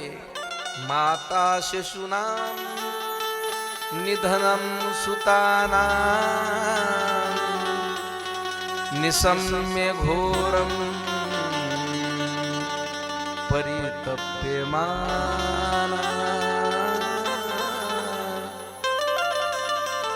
भगवंताला आठवते, जगाच्या मालकाचा धावा करायला लागली आमची द्रौपदी. भगवान परमात्मा धावून आला. भगवंत म्हणले, द्रौपदी कशा करता मला बोलवलंय? द्रौपदी गरबड्या लोळत होती. सगळे पांडव त्या ठिकाणी आले. भीम, अर्जुन, नकुल, सहदेव द्रौपदीला समजावतायत. भगवंताला म्हणले, देवा सांगा ना, का माझ्या मुलांना असं कोणी मारलं असेल? काय मी पाप केलं होतं देवा? 5 माझे मुलं गेले देवा. माझ्या लेकरांबिगर मी जगू शकत नाही देवा. भगवंताने द्रौपदीला समजायचा प्रयत्न केला, खूप समजवलं. द्रौपदी, आता आपल्यापासून आपले माणसं जाणं म्हणजे मागच्या जन्मामधलं कर्म असतंय का? आपलं प्रारब्ध असतंय का? कसला विचार करते द्रौपदी? प्रारब्ध जगाच्या मालकाला सुद्धा चुकत नाही हो. दशरथ राजांना सुद्धा प्रारब्ध चुकलं नाही. त्यांना सुद्धा पुत्र योगामध्ये मरावा लागलं. प्रारब्ध कोणालाच चुकत नाही, कोणीही असो, किती मोठा माणूस असो. देह तव आहे प्रारब्धाधीन, देह तव आहे प्रारब्धाधीन त्याचा मी गवाहू सीन भार त्याचा मी गवाहू सीन भार देहतव आहे प्रारब्धाधीन देहतव आहे प्रारब्धाधीन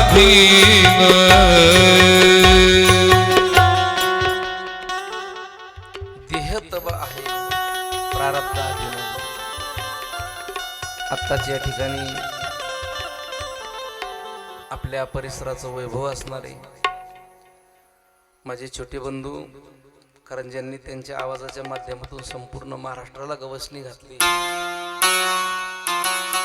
माझे बंधू अमोलजी महाराज गाडे या ठिकाणी उपस्थित राहिलेत. त्यांच्याबरोबर आमच्या गाडे परिवाराचं वैभव माझे मोठे बंधू असणारे माजी पंचायत समिती सदस्य विनायक बाबा गाडे सुद्धा उपस्थित आहेत. त्यांचे रवी अण्णा गाडे उपस्थित आहेत. त्याचप्रमाणे आमचे बंधुभाऊ थोरे असेल, सर्व आमचे आता नारायण भाऊ असतील, आपल्या कांगोनी गावचे पाटील असतील. त्याचप्रमाणे आज या कथेला भेट देण्याकरता आपल्या परिसराचं वैभव साऊंड क्षेत्रामध्ये ज्यांचं एक अग्रगण्य नाव आहे आणि सद्गुरू नारायणगिरीजी महाराजांच्या सानिध्यामध्ये काही काळ त्यांचा गेला आणि त्यांचे वडील बेटामध्ये साऊंड घेऊन जायचे. वडील सुद्धा आलेले, दादा सुद्धा आलेले. वा, माझ्या वडिलाची मिराशी का देवा नाही का, गोकुळ होऊन ते काम पुढं चालवलं. त्यांचे वडील सद्गुरू नारायणगिरी महाराज असताना बेटामध्ये ते भोंग त्यावेळेस घेऊन जायचे. पण आज खऱ्या अर्थाने तीच सेवा आज आमच्या गोकुळ भाऊंना कामाने, गोकुळ भाऊ सुद्धा उपस्थित आहेत, दिगंबर थेटे असतील, आता सर्वच. म्हणून भगवान परमात्मा द्रौपदीला म्हणत होते, द्रौपदी अगं मागच्या प्रारब्धानुसार असतंय का. द्रौपदी आक्रोश करते, देवा माझ्या मुलांना कोणी मारला असेल. शेवटी द्रौपदीला समजवलं, भगवंताने वायुयोगाने रथ काढला, त्या अश्वत्थामाला पकडलं आणि पकडून भगवंताने अश्वत्थामाला द्रौपदीच्या समोर आणून उभं केलंय. द्रौपदी सांग, काय शिक्षा करू याला, अश्वत्थामाला? याचा मुंडकं छाटायचं का द्रौपदी? याचे हात काढायचे का, याचे पाय काढायचे? द्रौपदी तू म्हणेल ती शिक्षा करायला मी तयार आहे, फक्त सांग अश्वत्थामाला कोणती शिक्षा करायची, सांग द्रौपदी. शेवटी द्रौपदीचे उद्गार आहे. द्रौपदी म्हणली काहीच करू नका. मुच्यता मुच्यतामेश ब्राह्मणो नितरम गुरु. हा ब्राह्मणांचा मुलगा आहे आणि विशेष म्हणजे आमच्या गुरूंचा मुलगा आहे म्हणले. अश्वत्थामा खऱ्या अर्थाने आमच्या गुरूंच्या रूपामध्ये आमच्या समोर उभा आहे आणि अश्वत्थामाला काहीच करू नका म्हणले, सोडून द्या म्हणले, त्याला काहीच करू नका.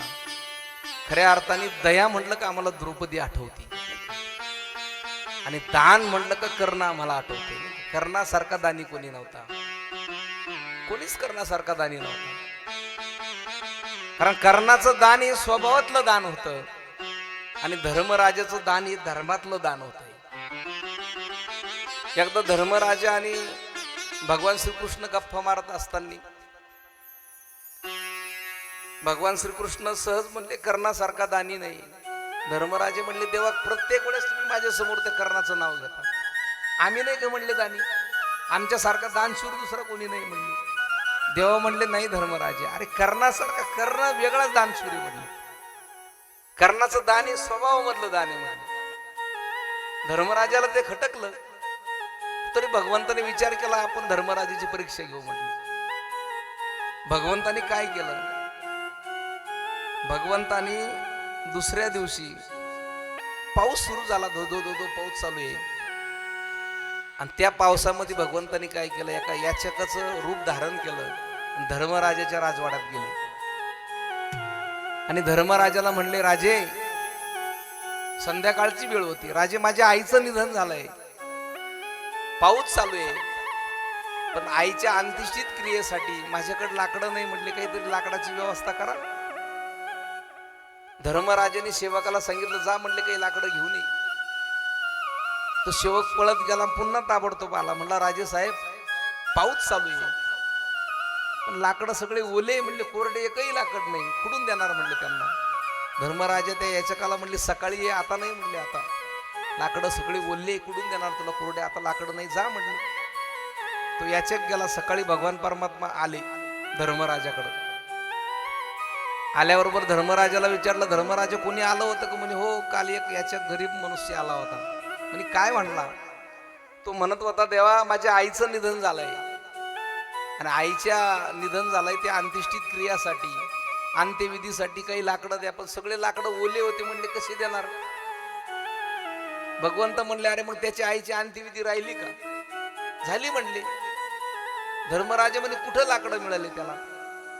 अरे म्हणे, कर्णाने दिले, कर्णाने लाकडं दिले म्हणले. आणि कर्णाने दिले म्हणले. मग राजा म्हणले, मग कर्णाकडे पाऊस नव्हता का? म्हणले, म्हणजे होता ना कर्णाकडे पाऊस, कर्णाकडे पाऊस होता म्हणले. पण कर्णाने काय केलं माहिती का? त्याच्याकडे मागायला गेला ना, त्यावेळेस तो सेवक म्हणला, महाराज सगळे लाकडं ओले. कर्णाचा सेवक असंच म्हणला. पण कर्णाने काय केलं माहिती का? कर्ण म्हणला, अरे त्याच्या आईची अंत्यविधी, अंत्येष्टीत क्रिया आहे, थांबून जमणार नाही, काम कर म्हटले. माझा झोपण्याचा जो पलंग आहे, चंदनाचा पलंग होता, तो तोडून ते देऊन टाक म्हटले त्याच्या आई. धर्मराजाला म्हणले, एवढा फरक आहे. कर्णाचं दान हे स्वभावातलंय म्हणले, तुमचं दान, तुमच्याकडे पलंग नव्हता का म्हणले, तुमच्याकडेही चंदनाचं पलंग होतं. कर्णाने स्वतःचा पलंग देऊन, म्हणजे कर्णासारखा दानशूर नव्हता. याच्याही पुढचं एक उदाहरण सांगतो. दुर्योधनाची पत्नी माहेरी गेली होती आणि माहेरी गेल्याबरोबर दुर्योधन आणि कर्ण सख्खे मित्र होते चांगले. दुर्योधन म्हणला, कर्णाला आले, मला काम आहे म्हणलं, तू एक काम कर, माझ्या पत्नीला घेऊन ये सासूरवाडीमध्ये जाऊ. आणि कर्ण रथ गळा घातला आणि दुर्योधनाच्या पत्नीला आणण्याकरता गेला, घेऊन आला. पण येत असताना एक गरीब ब्राह्मण त्या रथाला आडवा झाला आणि आडवा झाल्याबरोबर म्हणला, कर्णा माझ्या मुलीचं लग्न आहे, काही धन हवंय, काही सोनं पाहिजे, काहीतरी दान द्या म्हणले. आणि कर्णाचा स्वभाव होता, समोर आलेला व्यक्ती वापस पाठवायचा नाही. कर्ण रथामध्ये द्यायला काहीच नाही. पण कर्णाचं लक्ष दुर्योधनाची जी पत्नी होती का, तिचे ते सोन्यावरती गेलं, गळ्यात सोनं होतं. कर्ण म्हणला, वहिनी साहेब उठा, ते सोनं सगळं द्या म्हणले. दुर्योधनाच्या पत्नीचं सगळं सोनं घेतलं आणि त्या ब्राह्मणाला दान करून दिलं कर्णाने. पण इकडं दुर्योधनाची पत्नी लाल बुंद झाली, तर एवढा राग आला ना, महिला मंडळ असे जीव देतील पण सोनं देणार नाही, एवढा जीव त्या सोन्यामध्ये असतो. घरी आल्याबरोबर त्या दुर्योधनाला एवढी बडबड सुरू केली, म्हणले, काय तुमचा मित्र आहे, असा कसा मित्र असतो? माझ्या बापाने सोनं केलं होतं, त्यांना सगळं त्या ब्राह्मणाला दान करून दिलं, असा कुठं मित्र असतो का? दुर्योधन म्हणला, अरे आभार मान त्याचे. म्हणे, कस काय? अरे त्यांना सोनच मागितलं, आभार मान. तो ब्राह्मण जर म्हणला असता ना, त्यानं मुलीच्या लग्नाकरता सोनं मागितलं, तो जर म्हणला असता ना, माझ्या मुलाचं लग्न करायचं आणि मुलगीच मिळत नाही, अरे तुला दान देऊन टाकलं असतं. म्हणले, असं करणं येत, आणि तुला मला म्हणलं असं दुसरी तुला पाहतोय. म्हणजे कर्णाचं दान हे स्वभावामधलं होतं आणि धर्मराजाचं दान हे धर्मामधलं होतं. म्हणून कर्णासारखा दानी कोणी नाहीये. आणि दया म्हणलं का आम्हाला खऱ्या अर्थाने द्रौपदी आठवते.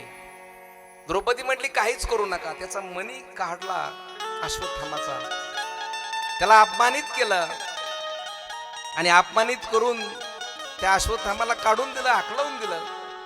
पण त्या अश्वत्थामाला इतका राग आला होता, एवढा राग, क्रोध आला, तो म्हणला, पांडवांचं वंश कोणीही शिल्लक ठेवणार नाही.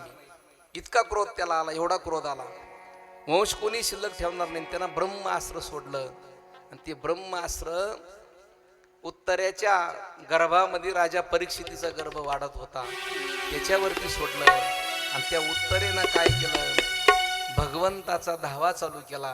भगवान परमात्मा सुदर्शन चक्र घेऊन त्या उत्तरेच्या गर्भाचं रक्षण केलं. आता भजन गाय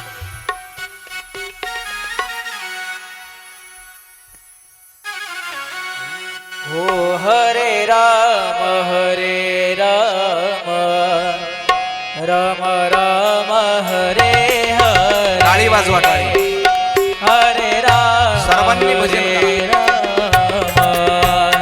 राम राम हरे हरे हरे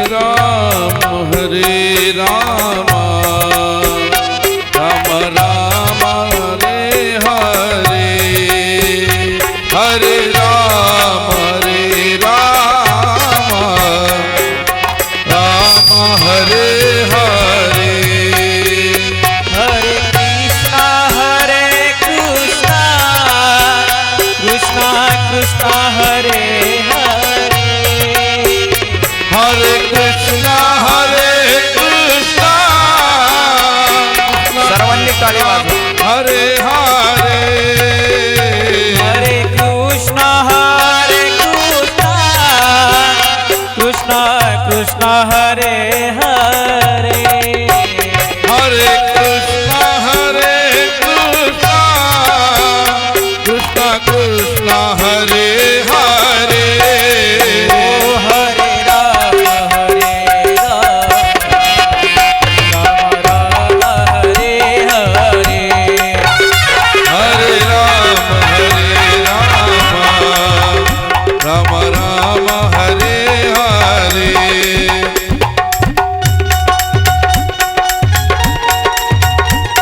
जय हो. हरी बोल.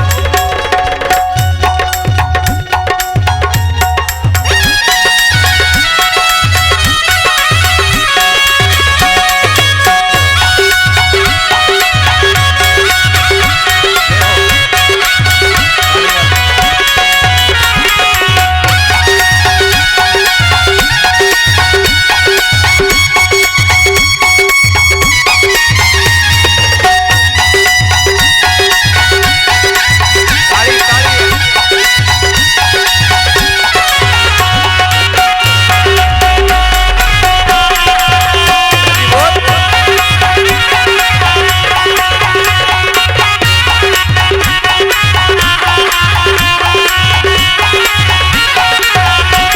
हे हरे राम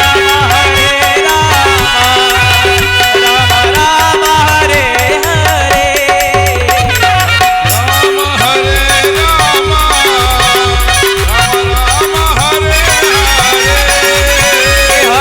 हरे हरे राम राम राम हरे हरे हरे राम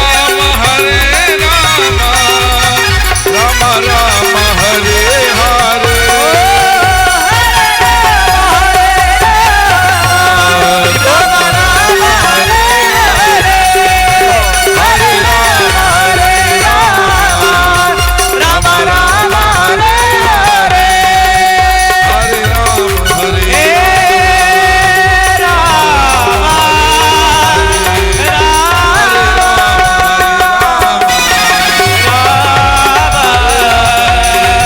हरे राम हरे हरे राम हरे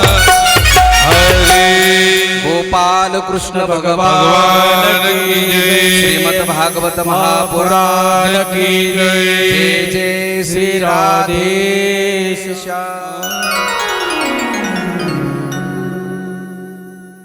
कारण मी मधून मधून तुम्हाला सांगत असतो भजन करायच्या वेळेस टाळी वाजवत जा नाही का. टाळी वाजवली पाहिजे. मुखाने नामचिंतन त्या भगवंताचं केलं पाहिजे. कारण काय राहतं नामस्मरणाने अंतकरण शुद्ध होत असतं माणसाचं. भजनाची ताकद आहे हो, नामस्मरणाची ताकद आहे. एक म्हातारा एकदा म्हणला महाराज लय म्हणले टाळी वाजवा टाळी वाजवा पण पठ्ठ्याना टाळीच नाही वाजवली म्हणली. तर त्यांनी नाही वाजवली तर आमचं काय जाणार आहे हा काय आमचा ते तोटा काहीच नाही ना. तुम्हालाच नामस्मरण घडणार नाही, तुमचं चिंतन होणार नाही. एक जण संदीप महाराज बस स्टँडवरती गेला नाही का. बस स्टँडवर गेला, एस टी मध्ये बसला, कंडक्टरकडून तिकीट घेतलं त्यानं आणि बस निघायच्या वेळेस खाली उतरून घेतलं. बस निघून गेली, मोठमोठ्यानं हसायला लागला. एक व्यक्ती म्हटलं खरे बाबा काय झालं तुला एवढं हसायला मोठमोठ्यानं. तो म्हणे मी कंडक्टरला लय फसवलं. म्हणे कसं काय. तिकीट काढलं आणि बसमध्ये गेलोच नाही म्हटलं. आता कंडक्टरचं काय गेलं त्याच्यात, याला तोटा झाला, याचे पैसे गेले ना. तसं नाही का, आम्ही किती म्हणलो टाळी वाजवा, तुम्ही वाजवलीच नाही तर आमचा तरी तोटा काहीच नाही. मुखाने चिंतन घडलं पाहिजे. भगवंतानी राजा परीक्षितीचं त्या गर्भाचं संरक्षण केलं. भगवंतानी धर्मराजांना हस्तिनापूरचं राज्य बहाल केलं, राजा बनवलं हस्तिनापूरचं.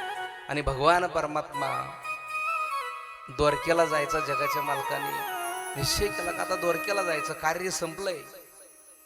पांडवांना सगळं हस्तिनापूरचं राज्य दिलंय आणि भगवान परमात्मा द्वारकेला निघणार. पण इकडं ती बातमी आमच्या कुंती मातेला कळाली. कारण कुंती माता ही भगवंताची आत्या होती.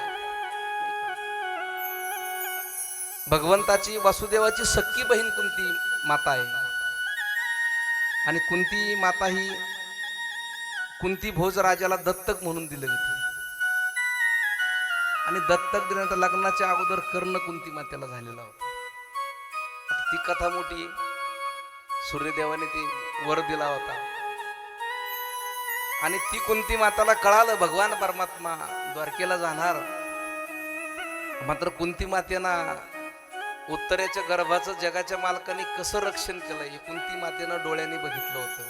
आणि त्या दिवसापासून कुंती मातेला वाटलं होतं हे कोणीतरी साधारण नाही, जगाच्या मालकाचा अवतार आहे, भगवान श्रीकृष्णाचा अवतार आहे. म्हणून भगवंत निघणार द्वारकेला. ज्या रस्त्याने भगवान परमात्मा जाणार आहे त्या रस्त्यामध्ये कुंती माता उभी राहिली. आणि भगवंताचा रथ तिथं आला. कुंती मातेनं जगाच्या मालकाला नमस्कार केला. श्रीकृष्ण म्हणाले, आत्या ही काय करते तू? कारण प्रत्येक वेळेस भगवान परमात्मा पांडवांकडे जर आले ना, पहिल्यांदा भगवंत कुंती मातेचं दर्शन घ्यायचे. भगवंताची आत्या होती. पण आज मात्र कुंती मातेनं ओळखलं जगाचा मालक आहे. उत्तरेच्या गर्भाचं रक्षण केल्यानंतर कळालं हे साधारण नाही, कोणी भगवान परमात्मा आहे. आणि कुंती माता भगवंताचं दर्शन घ्यायला लागली. भगवंत म्हणायला लागले, काय करते तू आत्या? कशा करता माझं दर्शन घेते? कुंती माता म्हणायला लागली, पण मला आज कळालं देवा, तुम्ही ईश्वर आहात. योगीजन साधू संत हजारो वर्षे तुम्ही भेटावा म्हणून तपश्चर्या करतात. पण देवा, त्यांना तुम्ही कधीच भेटत नाही. पण देवा, माझ्या पाठीमागं तुम्ही खंबीरपणे उभे होते नाही का? माझ्या मुलांचं सगळं राज्य कौरवाने हिसकावून घेतलं होतं. देवा, माझे मुलं लहान लहान होते. देवा, तू सदैव आमच्या पाठीमागं उभा होता. देवा, देवा, ज्यावेळेस द्रौपदीचं वस्त्र हरण होत होतं, देवा तू तिला वस्त्र पुरवले. भीमाला विसाचे लाडू देऊन मारण्याचा प्रयत्न केला, देवा तू वाचवलंय. पांडवांना लाक्षागृहामध्ये जाळण्याचा प्रयत्न केला, देवा तू वाचवलंय. देवा, तुम्ही जगाचा मालक आहात, भगवान परमात्मा आहात. देवा, मी तुम्हाला ओळखलंय, माझी भाचे नाही तुम्ही, भगवान श्रीकृष्ण आहात. भगवंत म्हणत होते, आत्या तू ही काय करते? कुंती माता भगवंताच्या मुखाकडे बघत होती. आणि कुंती माता भगवंताची स्तुती करायला लागली. नमः पंकज नाभाय, नमः पंकज मालिनी, नमः पंकज नेत्राय, नमस्तुते पंकज घेय. कुंती माता जगाच्या मालकाची स्तुती करते, ज्याच्या नाभीपासून ब्रह्मदेवाचं जन्मस्थान कमल निर्माण झालंय, ज्याचे नेत्र कमळासारखे आहेत, कोमल विशाल आहेत, असा देवाला माझा वारंवार नमस्कार आहे. कुंती माता भगवंताला नमस्कार करते. कारण माणसाने जीवनामध्ये भगवंताचे दररोज स्तुती निदान 3 वेळेस तरी केली पाहिजे नाही का? भगवंताची स्तुती माणसाने केली पाहिजे. त्या पांडवांना इतकं दुःख झालं, एवढं दुःख झालं. आणि कुंती माता भगवंताला म्हणत होती, देवा तुम्ही जाणार पण भगवंता तुमच्याकडे एक मागू का मी, मला मागायचं आहे. भगवंत म्हटले काय मागायचं आत्या तुम्हाला, कशा करता मागतायत. कुंती माता म्हणत होती देवा मला एक मागायचंय, काय, मला फक्त माझ्या जीवनामध्ये दुःखच द्या, दुसरं काहीच देऊ नका. आतापर्यंत भगवंताकडे कोणी मागितलं असेल ना, हे कोणीच मागितलं नाही. प्रत्येक जण भगवंताकडे सुख मागतोय, कुणी विचार करा. पण आमच्या कुंती मातेनं जगाच्या मालकाकडे जे मागितलं ते आतापर्यंत कोणी मागितलेलं नाही, कुणीच मागितलं नाही. कुंती माता भगवंताला म्हणत होती देवा मला फक्त दुःख द्या. भगवंत म्हणले दुःख. मातेला म्हणत होती हे दुःख भोगते भोगते तेरा पेट नाही भरते का बुवा. गोविंद जिस दुख में तुम्हारी याद आती है वो दुःख नहीं है, ये बहुत बड़ा सुख है. कुंती माता म्हणत होती देवा ज्या ज्या वेळेस आमच्यावरती दुःख होत आहे त्या त्या वेळेस तुम्ही आमच्या जवळ असायचा, आणि कदाचित आम्ही जर सुखामध्ये असेल ना देवा तुम्ही आमच्यापासून लांब जाल.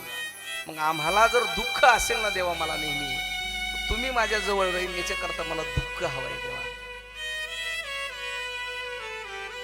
म्हणून कुंती माता भगवंताला विनंती करते भगवान परमात्मा पांडवांना घेऊन, कारण ज्या बाणगंगेच्या किनारी भीष्माचार्य बाणाच्या शय्यावरती पडलेले आहे. 122 बाण त्यांच्या शरीरामध्ये शिरलेले भीष्माचार्यांच्या, आणि भीष्माचार्यांच्या भेटी करता भगवान परमात्मा पांडवांना घेऊन तिथं आले. कारण धर्मराजांना हस्तिनापूरचं राज्य दिलं होतं भगवंतानी, पण धर्मराजा म्हणले होते देवा मला काहीतरी धर्मनीती शिकवा, राज्य कधी मी चालवलं नाही, राज्य चालवायचं कसं ते धर्मनीतीच मला ज्ञान नाही देवा, ज्ञान मला थोडं सांगा. भगवंत म्हणले हे तुम्हाला भीष्माचार्यकडून शिकावं लागणार. कारण भीष्माचार्य सारखा बलाढ्य महायोद्धा महाभारतामध्ये कोणी नव्हता हो. भीष्माचार्य म्हणजे एक आगळं वेगळं महाभारतामधले क्षत्रिय होते, त्यांच्यासारखा महायुद्ध म्हणजे महाभारतामध्ये कोणी युद्ध नव्हता. कारण भीष्माचार्याने त्यांचं जीवन असं खडतर गेलं होतं. शंतनू राजाच्या म्हणजे गंगेच्या आणि शंतनू राजाच्या पोटी भीष्माचार्यांनी जन्म घेतला होता.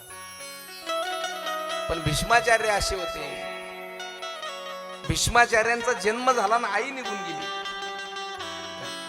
गंगेने कबूल केलं होतं शंतनू राजाला,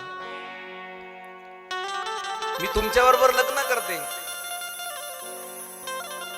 पण जो मुलगा जन्माला येईल ना मला माझ्या जीवनामध्ये तुम्ही काहीच विचारायचं नाही, तू काय करते. आणि त्या गंगेनं काय केलं होतं, पहिला मुलगा जन्माला आला गंगेत सोडून दिला. असं करता करता 8 मुलं गंगेत सोडले गंगेना. जो 9वा मुलगा होता ते म्हणजे भीष्माचार्य होते, गंगेत सोडायला चालली. आणि भीष्माचार्याने विचारलं अरे 8 मुलं तू गंगेत सोडून दिले, हा मुलगा सुद्धा सोडायला चालली. गंगे म्हटली होती, गंगेनं सांगितलं होतं मी तुम्हाला सांगितलेलं मला काहीच विचारायचं नाही, ज्या दिवशी तुम्ही विचाराल त्यावेळेस मी निघून जाईन स्वर्गाला. आणि भीष्माचार्य ते बालक गंगेच्या हातामध्ये. शंतनू राजाने त्यांना विचारलं गंगे काय करती. गंगेने ते छोटस लेकरू शंतनू राजाच्या हातात दिलं आणि स्वर्गाला निघून गेले. त्याच्यानंतर शंतनू राजाने भीष्माचार्यांचा सांभाळ केलाय. बापाचे एवढे अज्ञात होते, आपले वडील म्हणून तसं वागायचे भीष्माचार्य, पण असे बलाढ्य बनवले त्यांनी. शेवटी एक दिवस जंगलात शंतनू राजा घोड्यावरती निघाले शिकार करण्याकरता. पण एका झोपडी समोर एक मुलगी, सुंदर मुलगी दिसली त्यांना. ती होती सत्यवती, कैवर्त राजाची कन्या. तुमच्या लक्षात आलं, व्यासांची पहिली आई. लग्नाच्या अगोदर व्यास त्यांना झालेले होते. तिला बघितलं सत्यवतीला, आणि शंतनू राजांच्या डोक्यात विचार आला का हिच्याबरोबर आपल्याला लग्न करायचंय. आणि शंतनू राजा कैवर्त राजाकडे गेले, म्हणले तुमची मुलगी मला देऊन टाका. पण त्यावेळेस शंतनू राजाचं वय होतं 70 वर्षाचं आणि 22 वर्षाचे भीष्माचार्य होते. पण ते राजा म्हणले तुमचं वय 70, माझी मुलगी 20 वर्षाची, तुम्हाला कशी द्यायची? घरी आले शंतनू राजा, चेहरा नाराज झालेला आहे, चिंतातूर अवस्थेमध्ये बसलेले आहे. पण भीष्माचार्यांनी वडिलांकडे बघितलं, लक्षात आलं काहीतरी चिंतातूर अवस्थेमध्ये. विचारलं त्यांना, बाबा काय भानगड आहे, कसलं दुःख आहे तुमच्यावरती? आणि मग त्यावेळेस शंतनू राजाने सांगितलं सर्व हकीकत. अशी अशी मुलगी बघितली, मला तिच्याबरोबर लग्न करायची इच्छा झाली. स्वतः भीष्माचार्य कैवर्त राजाकडे आले, म्हणले तुमची मुलगी माझ्या वडिलांना देऊन टाका. राजा म्हणले, अरे भीष्माचार्य, तुझ्या वडिलांचं वय 70 वर्षाचं आहे, माझी मुलगी 20 वर्षाची, कशी देणार? कदाचित तुम्ही मागितले ना भीष्माचार्य तुम्हाला देऊ, पण वडिलांना देणार नाही. भीष्माचार्य म्हणजे वडिलांचं वय म्हणूनच देत नाही ना. भीष्माचार्याने स्वतःच 22 वर्षाचं आयुष्य स्वतःच्या वडिलांना दिलं आणि 70 वर्षाचं आयुष्य स्वतः भीष्माचार्यांनी घेतलंय. तरुण मुलगा आपल्या वडिलांना बनवलं, एवढा अधिकार होता त्यांचा तपश्चर्याचा. म्हणले आता तर मुलगी देऊन टाक. कैवर्त राजा म्हणले, अरे दिली असते, पण त्या राज्याचा वंशस्वी, तू जर दुसरं लग्न केलं, तुला होणारे मुलं त्या राज्याच्या गादीवरती बसले तर माझी मुलगी दासी म्हणून राहील ना. काही नको म्हणले, मी देणार नाही. भीष्माचार्यांनी तिथं दुसरी प्रतिज्ञा केली, का आयुष्यात मी लग्न करणार नाही. पहिली प्रतिज्ञा वडिलांना आयुष्य दिलं, आयुष्यात लग्न करणार नाही म्हणजे सोडलं पाणी. पुन्हा तो म्हणला आता देऊन टाक मुलगी. कैवर्त राजाला म्हणला, राजा म्हणलं दिले असते रे, पण तुला जर राग आला आणि तू माझ्या मुलीला मारलं, मग त्याने तिसरी प्रतिज्ञा केली का स्त्रीच्या अंगावरती कधीच शस्त्र धरणार नाही. युद्धामध्ये तोच घात झाला भीष्माचार्याने. शिखंड्याच्या रूपामध्ये भगवान परमात्मा समोर उभे राहिले. शस्त्र नाही चालवता आलं, आयुष्यभर स्त्रीच्या अंगावरती शस्त्र धरणार नाही. पण तिचं राज्य आयुष्यभर त्या राज्याच्या गादीचा स्वीकार करणार नाही. चौथी प्रतिज्ञा पाणी सोडलं, आयुष्यात नाही करणार. भीष्माचार्य सारखा बलाढ्य होता. 4 प्रतिज्ञा त्यावेळेस केल्या आणि 5वी प्रतिज्ञा उद्या संध्याकाळपर्यंत एकही पांडव जिवंत ठेवणार नाही, ही 5वी प्रतिज्ञा होती. नाहीतर भगवंताला शस्त्र हातात घ्यायलाच लागले, घ्यायलाच लावलं. भीष्माचार्य 122 बाण त्यांच्या शरीरामध्ये शिरले, शिरपंजिरी पडलेले. भगवान परमात्मा जवळ आले आणि जवळ आल्याबरोबर भीष्माचार्य जगाच्या मालकाला म्हणतात, हे भगवंता सांगा ना देवा, मला असं का मरण आलं असेल देवा?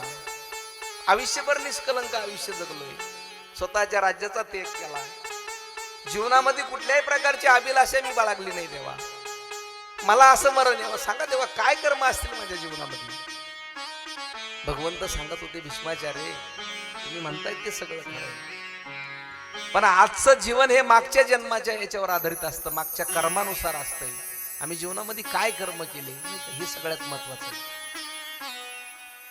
कर्म आम्हाला तेच भोगावं लागत असतात, वेगळे नाही. तेच चुकणार नाही, तेच भोगावं लागणार.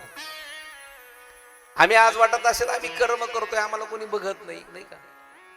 पण आमच्या कर्माला 13 साक्षीदार आहे. पृथ्वी, जल, अग्नी, वायू, आकाश, तुमचं मन, तुमची बुद्धी, अहंकार, चंद्र, सूर्य, तारे, या दिशा आणि हृदयामध्ये असलेला परमात्मा. मग किती डिलीट करा आणि किती पुरावे नष्ट करा, कार्यक्रम सुटत नाही, नाही का? या जन्मात नाही तर पुढच्या जन्मात आम्हाला भोगावाच लागणार आहे, कर्म चुकणारच नाही. म्हणून जीवनामध्ये एखाद्याने कर्म केले, एखाद्याने तुम्हाला दुःख दिलंय, त्रास दिलाय, आपण का दुसरे कर्म करता? कर्म व्याजासह त्याचा बदला घेणारे आपण दुसरे कर्म करू नका. कारण जी व्यक्ती तुमच्या प्रगतीवर जळत असेल ना, तिचा कधीच तिरस्कार करू नका, कारण ती व्यक्ती तुम्हाला उत्कृष्ट व्यक्ती समजून जळत असते. कोणी कसाही असो, त्याच्याशी इतकं चांगलं वागा की वाईटातल्या वाईट माणसाला सुद्धा तुमची कॉफी करण्याची इच्छा झाली पाहिजे. दुसऱ्याचं सुख पाहत असताना तो भगवान परमात्मा सुद्धा आमचं काही बिघडू शकत नाही. दुसऱ्याच्या सुखामध्ये सुख मानायला शिका, दुसऱ्याच्या दुःखामध्ये दुःख मानायला शिका. पण कर्म आम्हाला तेच भोगावं लागणार आहे, वेगळे नाही. तेच कर्म वेगळे. जगी जीवनाचे सार घ्यावे जाणून सत्वर, जैसे जाते कर्मा तैसे फळ देतो रे ईश्वर, जैसे जाते कर्मा तैसे फळ दे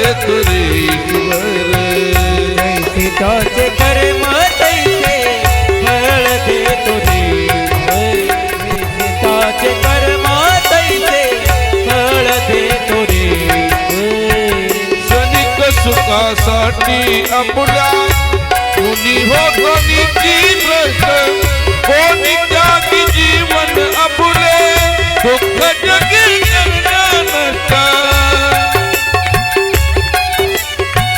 देह हरी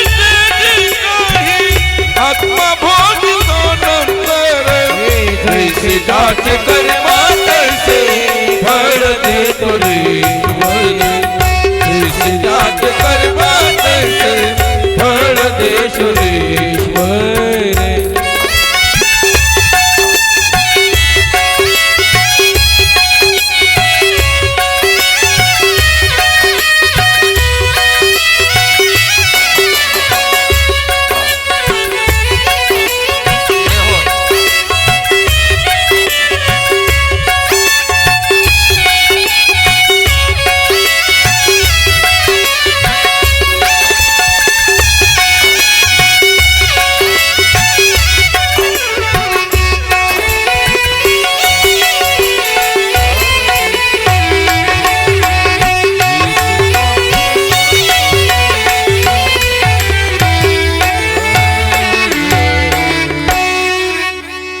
जसे कर्म आम्ही करू तेच आम्हाला भोगावं लागणारे वेगळे नाहीये. आणि भीष्माचार्यांना भगवंत म्हटले, मागच्या जन्मामध्ये तुम्ही राजकुमार होता, एका घोड्यावरती चालला होता आणि घोड्यावरती जात असताना एका सरड्याला बाण मारला. सरड्याला बाणाच्या टोकावरती घेतलं. निवडुंगाचं झाड असतं का, त्याला भरपूर काटे असतात, त्या काट्यावरती फेकलंय.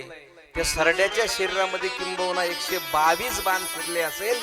तेच कर्म तुम्ही आज भोगताय, वेगळे नाही. आणि मग भगवान परमात्मा भीष्माचार्यांना सांगितलं, भीष्माचार्य, कारण धर्मनीतीचं तुम्हाला ज्ञान आहे, धर्माचं ज्ञान, धर्मराजाला सांगा थोडं हे राज्य कसं चालवायचंय. आणि धर्मराजा, आमच्या धर्मराजांना भीष्माचार्य धर्माची नीती सांगायला लागले, कसं राज्य चालवलं पाहिजे, तत्वज्ञान सांगायला लागले. कारण भीष्माचार्य सांगत होते धर्मराजांना, अधर्माला कधी धारा देऊ नका, नाही का, स्त्री जातीचा कधी अपमान करू नका, आणि आपल्या राज्यामध्ये साधू संतांचा कधीच अपमान करू नका. ज्या ज्या राज्यामध्ये साधू संतांचा अपमान होतो ना, ते राज्य लयाला जात असते. ज्या ज्या लोकांनी साधू संतांचा अपमान केलाय ना, त्यांचं कुळ नष्ट झालंय. भगवंताचा अपमान जगाचा मालक एक वेळेस सहन करील, पण आपल्या भक्तांचा, संतांचा अपमान भगवान परमात्मा कधीच सहन करत नसतो, नाही का. हाती घेऊन गदा, नाही का, हाची धंदा करीतो. भक्ता राखी पायापाशी दुर्जनाची सवारी, तो जगाचा मालक. म्हणून ज्या ज्या लोकांकडून साधू संतांचा अपमान झाला, भगवान परमात्मा माफ करत नाहीये, त्याचा विनाश होत असतोय. कारण तुम्हाला 1975 ची गोष्ट सांगतोय. कारण ज्या वेळेस इंदिरा गांधी पंतप्रधान होत्या आपल्या भारताच्या, कारण त्यावेळेस गोहत्या बंद व्हावा त्याच्याकरता उत्तर भारतामध्ये दिल्लीला काही महात्म्यांनी आंदोलन केलं होतं. कधी 1975 ची गोष्ट आहे. आंदोलन केलं होतं, गोहत्या बंदी असावा, गायची हत्या करू नये, मोठं आंदोलन केलं. आणि त्या आंदोलनामध्ये स्वामी रामतीर्थ महाराज होते, प्रभुदत्त महाराज होते, रूपात्री महाराज होते, मोठे महात्मा होते त्या काळामधले, आखाड्याचे मोठे. त्यांनी आंदोलन ते केलं होतं. आणि ते आंदोलन असताना त्या आंदोलनामध्ये गाया आणल्या होत्या काही, त्यांनी भरपूर गाया आणल्या आंदोलनामध्ये, 500-1000 गाया असतील. आणि बरेचसे साधू महात्मे त्या आंदोलना करता होते. असं असताना पण त्यावेळेस सरकारनं त्यावेळेस त्या आंदोलनावरती गोळीबार केला. गोळीबार त्यावेळेस केला. गोळीबारामध्ये काही संत मारले गेले, 4-2 संत मारले असतील, पण त्याच्यात गाया जास्त मारल्या गेल्या होत्या. सरकारने नंतर ते दाबलं प्रकरण, पण ते गाया मारल्या गेल्या. आणि त्याच्यामध्ये कृपात्रीजी महाराज होते, मोठे महात्मा होते, त्यांनी त्यावेळेस शाप दिला होता, आमच्या संतांना मारलंय याचं काही वाटत नाही, पण आमच्या गोमात्याला गोळ्या लागल्या ना, तुमच्या कुळाचा नाश होईल. आणि त्याच्यानंतरच संजय गांधी ज्या वेळेस गेले ना त्यावेळेस गोप अष्टमी त्या दिवशी होती. इंदिरा गांधी ज्या वेळेस गेल्या का त्यांना गोळ्या लागल्या त्या दिवशी गोप अष्टमीच होती. आणि राजीव गांधी ज्या दिवशी गेले का त्या दिवशी गोप अष्टमीच होती. कारण संजय मरे आकाश में तिथी थी गोप अष्टमी, इंदिरा मरे आवास में तिथी गोप अष्टमी थी, आणि राजू मरे मद्रास में तिथी गोप अष्टमी थी. हा साधूचा शाप असतो. पण ज्या ज्या राज्यामध्ये ज्या ज्या देशामध्ये ज्या ज्या कुळाकून संतांचा अपमान झालाय ना भगवंत त्याला कधीच माफ करत नसतोय. धर्मराजा सांगत होते साधू संतांचा कधी अपमान होऊ देऊ नका. धर्मनीती शिकवत असताना त्या ठिकाणी द्रौपदी उभी आहे, जवळ उभी होती द्रौपदी. धर्मनीती शिकवताना तत्वज्ञान पांडवांना सांगताना द्रौपदीला हसू आलं. हसली. भीष्माचार्यांचं लक्ष द्रौपदीकडे गेलं आणि भीष्माचार्य द्रौपदीला म्हणले द्रौपदी काय झालं हसायला, का हसली? द्रौपदी म्हणली नाही महाराज सहज हसले, खोटं बोलू नको. का हसली बरं? कारण भीष्माचार्य म्हणत होते द्रौपदी कुलवान घराण्यातील कुलवान स्त्रिया सहज हसत नसतात म्हणले, याच्या मागे काहीतरी कारण असेल. का असली सांग ना. आणि मग द्रौपदी म्हणली महाराज तुम्ही जे आता धर्मनीती पांडवांना शिकवतायत ना याचं मला हसू आलं. धर्मराजे म्हणले धर्मनीतीमध्ये हसण्यासारखं काय नाही, तुम्ही आज त्यांना शिकवतायत त्याचं हसू आलं. म्हणले काय? कारण ज्या वेळेस माझं वस्त्र हरण होत होतंय महाराज त्यावेळेस तुम्ही समोर बसलेले होता, त्यावेळेस तुमची धर्मनीती कुठे गेली ती? म्हणजे त्यावेळेस तुमचं तत्वज्ञान कुठं गेलं होतं? आज पांडवांना तुम्ही धर्माचे धडे देतात, धर्म सांगतात, स्त्रीचा अपमान राज्यात होऊ देऊ नका. अहो तुमचा सारखा बलाढ्य महायोद्धा महाभारतामध्ये दुसरा कोणी नव्हता. तुम्ही एक आवाज जर पांडवांना कौरवांना दिला असता ना तर कौरवांची ताकद झाली नसती त्या दुःशासनाच्या माझ्या साडीला हात घालण्याची ताकद झाली नसती. का त्यावेळेस तुम्ही बोललात नाही? का कौरवांना सांगितलं नाही तुम्ही? आणि आज तुम्ही पांडवांना तत्वज्ञान शिकवताय, धर्मनीती शिकवताय. आणि मग भीष्माचार्यांचं उत्तर आहे म्हणजे द्रौपदी खरं सांगू का तू म्हणते ते सगळं खरं आहे का द्रौपदी? पण त्यावेळेस मी त्या दुर्योधनाचं अन्न खात होतो म्हणले, कौरवांचं अन्न खात होतो. त्या अन्नाचा परिणाम माझ्या रक्तावरती झाला नाही का? रक्ताचा परिणाम मनावरती झाला. आणि जसं मनात विचार तसा माणूस वागत असतो. म्हटले मग आज काय झालं? तुम्ही दुर्योधनाच्या अन्नाचं खाल्लेलंच रक्त तुमच्या शरीरामध्ये. म्हणले नाही नाही, तुझ्या पतीनं अर्जुनाने मला 122 बाण मारले आणि दुर्योधनाचं अन्न खाल्लेलं रक्त सगळं वाहून गेलं म्हणले खाली, टिपटिप सगळं खाली पडून गेलंय, म्हणून मी आज धर्मनीतीच्या गोष्टी करतोय म्हणले. म्हणजे माणसाने अन्न कोणाचं खावा हे सगळ्यात महत्वाचं आहे. कोणाचंही अन्न खाल्लं नाही पाहिजे, कोणाचंही नाही खाल्लं पाहिजे. सात्विक अन्न आम्ही सेवन केलं पाहिजे. आणि सात्विक अन्न जर माणसाने सेवन केलं तर माणसाचे विचार सात्विक असतात. अन्नाचा परिणाम विचारावरती होत असतो एवढं लक्षात घ्या. म्हणून कुठंही खाल्लं नाही पाहिजे. मग आम्ही किती धाब्यावर जेवत असं याचा विचार, कुठं कुठं खात असं याचा विचार करा. सात्विक अन्न खाल्लं पाहिजे. सद्गुरू नारायणगिरीजी महाराजांचा शब्द असायचा कुठं खाऊ नका, मचमच कचकच कुठं काही खाऊ नका. साधूनी कुठं जर जेवलं ना म्हणले त्याची धार बोदड होत असते. महाराज सांगायचे धार बोदड होती म्हणायची, त्याची धार राहत नाही साधूकडे. म्हणून कुठेही माणसाने अन्न चांगल्याचं खाल्लं पाहिजे. अन्नावरती सुद्धा परिणाम होत असतो. आमच्या माता वर्गांना नेहमी म्हणत असतो आम्ही जो घरामधला स्वयंपाक करतो ना सकाळी, तो स्वयंपाक करत असताना सुचिर गुंतवून स्वयंपाक करा. आणि तो करत असताना मुखाने सतत रामकृष्ण हरी म्हणत राहा, सतत म्हणत राहायचं रामकृष्ण हरी रामकृष्ण हरी. कंटाळा येत असेल तर मोबाईलवरती धून लावून द्या, रामकृष्ण हरी मुखाने म्हणत राहा. अहो तो प्रसाद म्हणजे ते अन्न तयार नाही होणार, तो प्रसाद तयार होईल. आणि तो प्रसाद आमची बुद्धी कधीच भ्रष्ट होऊ देत नाही, एवढं लक्षात ठेवा. एवढी ताकद आहे त्या नामस्मरणाची, कधीच होऊ देणार नाही. पुन्हा अखंड त्याचं भजन करूनच आम्ही घरातील स्वयंपाक बनवला पाहिजे. पण तो आम्हाला मोबाईल उचलून देत नाही. नाही मातावर मोबाईल एकदा 100-200 स्टेटस पूर्ण तिकडे कुकर लावून दिलं. पण अवश्य त्या भगवंताचं चिंतन करत राहा, भजन करत राहा. आता आपली कथा आजची इथंच विश्रांती घेत आहे. आणि आज या ठिकाणी बरेचसे मान्यवर उपस्थित झाले. आपल्या परिसराचं वैभव असणारे आमचे बंधू अमोलजी महाराज गाडे उपस्थित आहेत. त्यांना विनंती करतो का धनान पाटील परिवाराकडून छोट्याशा सत्काराचा महाराजांनी खऱ्या अर्थाने स्वीकार करावा. महाराज यावरती